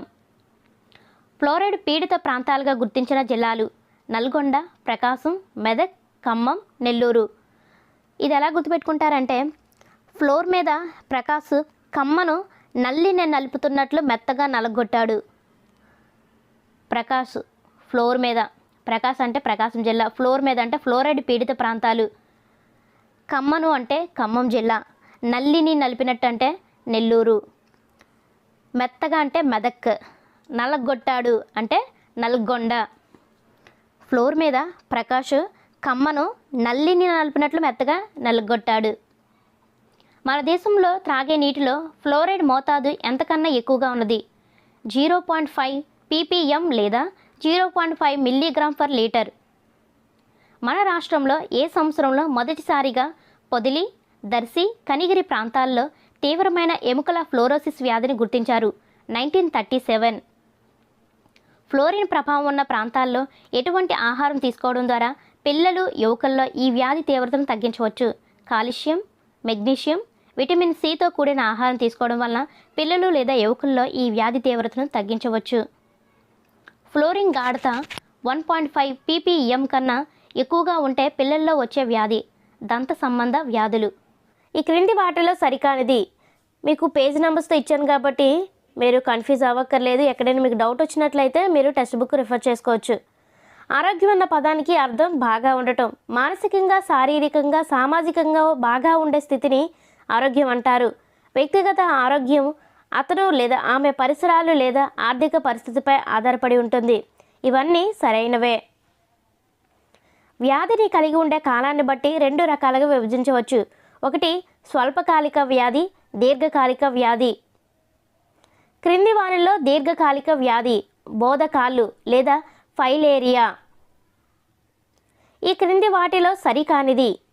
మంచి పౌష్టికాహారం దొరక్కపోవడం వ్యాధికారతకు రెండవ దశ. పేదరికం, ప్రజా పంపిణీ వ్యవస్థ వ్యాధి కారకతలో మూడవ దశకు చెందిన కారణాలు. ప్రతి వ్యాధికి సత్వర కారకాలు, దోహద కారకాలు ఉంటాయి. ఇవన్నీ సరైనవే. వీటి వలన వచ్చే వ్యాధులను సాంక్రమిక వ్యాధులు అంటారు. సాంక్రమిక జీవుల నుండి వచ్చే వ్యాధులను సాంక్రమిక వ్యాధులు అంటారు. ఈ వ్యాధి జన్యులోపాల వల్ల వస్తుంది. క్యాన్సర్. వ్యాయామం, శారీరక శ్రమ లేకపోవడం వల్ల కలిగే వ్యాధులు అధిక రక్తపీడనం, స్థూలకాయత్వం. జీర్ణాశయ అల్సర్కి ఈ బ్యాక్టీరియా కారణం. Helicobacter pylori. రోబిన్ వారన్ ఏ దేశానికి చెందిన వ్యాధి నిర్ధారణ నిపుణుడు? ఆస్ట్రేలియా. బేరీ మార్సల్ మరియు రోబిన్ వారెన్లు దేనిపై పరిశోధన చేశారు? జీర్ణాశయ అల్సర్. మార్సల్ మరియు వారెన్కు శరీర ధర్మశాస్త్రం మరియు వైద్య విభాగంలో నోబెల్ బహుమతి వచ్చిన సంవత్సరం 2005. క్రింది వానిలో వైరస్ ద్వారా వ్యాప్తి చెందే వ్యాధులు: డెంగ్యూ, ఎయిడ్స్, జల్బ్, ఇన్ఫ్లుయెంజా. బ్యాక్టీరియా వల్ల సోకే వ్యాధులు: టైఫాయిడ్, కలరా, క్షయ, ఆంథ్రాక్స్. ఈ క్రింది వానిలో ప్రోటోజోన్ల వల్ల కలిగే వ్యాధులు: మలేరియా, కాలా అజర్. హెలమంతిస్ జాతి క్రిములు కలిగించే వ్యాధులు: బోధకాలు లేదా పైలేరియాసిస్ లేదా ఎలిఫాంటియాసిస్ వ్యాధి. అతిదేయ కణాల లోపల జీవించేవి వైరస్లు, కానీ బ్యాక్టీరియాలు అరుదుగా మాత్రమే కణాల లోపల జీవిస్తాయి. పెన్సిలిన్ అనే యాంటీబయోటిక్ బ్యాక్టీరియాను ఈ విధంగా చంపుతుంది: కణకవచ నిర్మాణాన్ని అడ్డుకోవడం ద్వారా. వ్యాధిజనక జీవులు వ్యాధిగ్రస్తుడైన వ్యక్తి నుండి ఇతర వ్యక్తులకు వివిధ మార్గాల ద్వారా వ్యాప్తి చెందే వ్యాధులను ఏమంటారు? అంటువ్యాధులు, కమ్యూనికేబుల్ డిసీజెస్. గాలి ద్వారా వ్యాప్తి చెందే వ్యాధులు: జలుబు, న్యూమోనియా, క్షయ. నీటి ద్వారా వ్యాపించే వ్యాధులు: కలరా, రక్త విరేచనాలు. క్రింది వాటిలో లైంగిక వ్యాధులు: సిఫిలిస్, గనేరియా, ఎయిడ్స్. వ్యాధి జనకాలు వ్యాప్తి చెందే విధానం: నీటి ద్వారా, గాలి ద్వారా, స్పర్శ ద్వారా, వాహకాల ద్వారా ఈ వ్యాధి జనకాలు అనేవి వ్యాప్తి చెందుతాయి. ఆడదోమలు గుడ్లు పెట్టడానికి సేకరిస్తున్న ఆహారము: రక్తం. క్షయ వ్యాధిని కలుగుజేయనది బ్యాక్టీరియా. మెదడువాపు వ్యాధి కలుగుజేయనది వైరస్. వ్యాధిజనక జీవులు ఏ రకమైన అవయవాల్లోకి ప్రవేశిస్తాయో వాటి ఆధారంగా కనిపించే వ్యాధి లక్షణాలు: ఊపిరితిత్తులను ఆశ్రయిస్తే దగ్గు, శ్వాసకోశ సంబంధ వ్యాధులు అనేవి వస్తాయి. కాలేయాన్ని ఆశ్రయిస్తే కామెర్ల వ్యాధి లక్షణాలు కనబడతాయి. మెదడులో ప్రవేశించినట్లయితే తలనొప్పి, వాంతులు, స్పృహ కోల్పోవడం వంటి వ్యాధి లక్షణాలను చూస్తాం. సాంక్రమిక వ్యాధులను 2 విధాలుగా నయం చేయొచ్చు. ఒకటి, వ్యాధి తీవ్రతను లేదా కారకతను తగ్గించడం, వ్యాధి కారకాలను చంపడం. క్రింది వానిలో ప్రస్తుతం ప్రపంచంలో ఎక్కడా లేని వ్యాధి మశూచి. ఏ వ్యాధులను నివారించడానికి వ్యాక్సిన్స్ కనుగొన్నారు? డిప్తీరియా, ధనుర్వాతం, కోరింత దగ్గు, ఆటలమ్మ, పోలియో. మాతా శిశు ఆరోగ్య కార్యక్రమంలో భాగంగా వ్యాధి సంక్రమణ జరగకుండా పిల్లలకి ఏ దశ నుండి వ్యాధి నిరోధక వ్యాక్సిన్లను అందజేస్తారు? శైశవ దశ నుండి. కామెర్ల వ్యాధిని కలుగజేసే వైరస్ హెపటైటిస్. భారతదేశంలో 5 సంవత్సరాల లోపు వయసు గల పిల్లలు హెపటైటిస్ ఏకు వ్యాధి నిరోధకతను కలిగి ఉన్నారు. పిచ్చి కుక్క లేదా ఇతర వ్యాధిగ్రస్త జంతువులు కాటేసినప్పుడు ఈ వైరస్ వ్యాప్తి చెందుతుంది. Rabies virus. జీర్ణాశయ అల్సర్కి హెలికోబాక్టర్ పైలోరీ అనే బ్యాక్టీరియా కారణమని కనుగొన్న నిపుణులు రోబిన్. టోటల్గా 750+ బిట్స్ అయితే చూసారు కదా. నెక్స్ట్ వీడియోలో సోషల్ సంబంధించిన మొత్తం లెసన్ సంబంధించిన బిట్స్ అయితే చూద్దాము. అలాగే మన ఛానల్ని కూడా సపోర్ట్ చేయండి. మీ సపోర్ట్ ఉంటే మరెన్నో వీడియోస్ చేయడానికి నాకు కూడా ఇంట్రెస్ట్ ఉంది. సో ప్లీజ్ సపోర్ట్ చేయండి. ఈ వీడియోకి ఇంకా లైక్ చేయకపోతే ప్లీజ్ లైక్ చేసేయండి ఫ్రెండ్స్. మరెన్నో అప్డేట్స్ కోసం మన ఛానల్ చూస్తూ ఉండండి. Thank you for watching.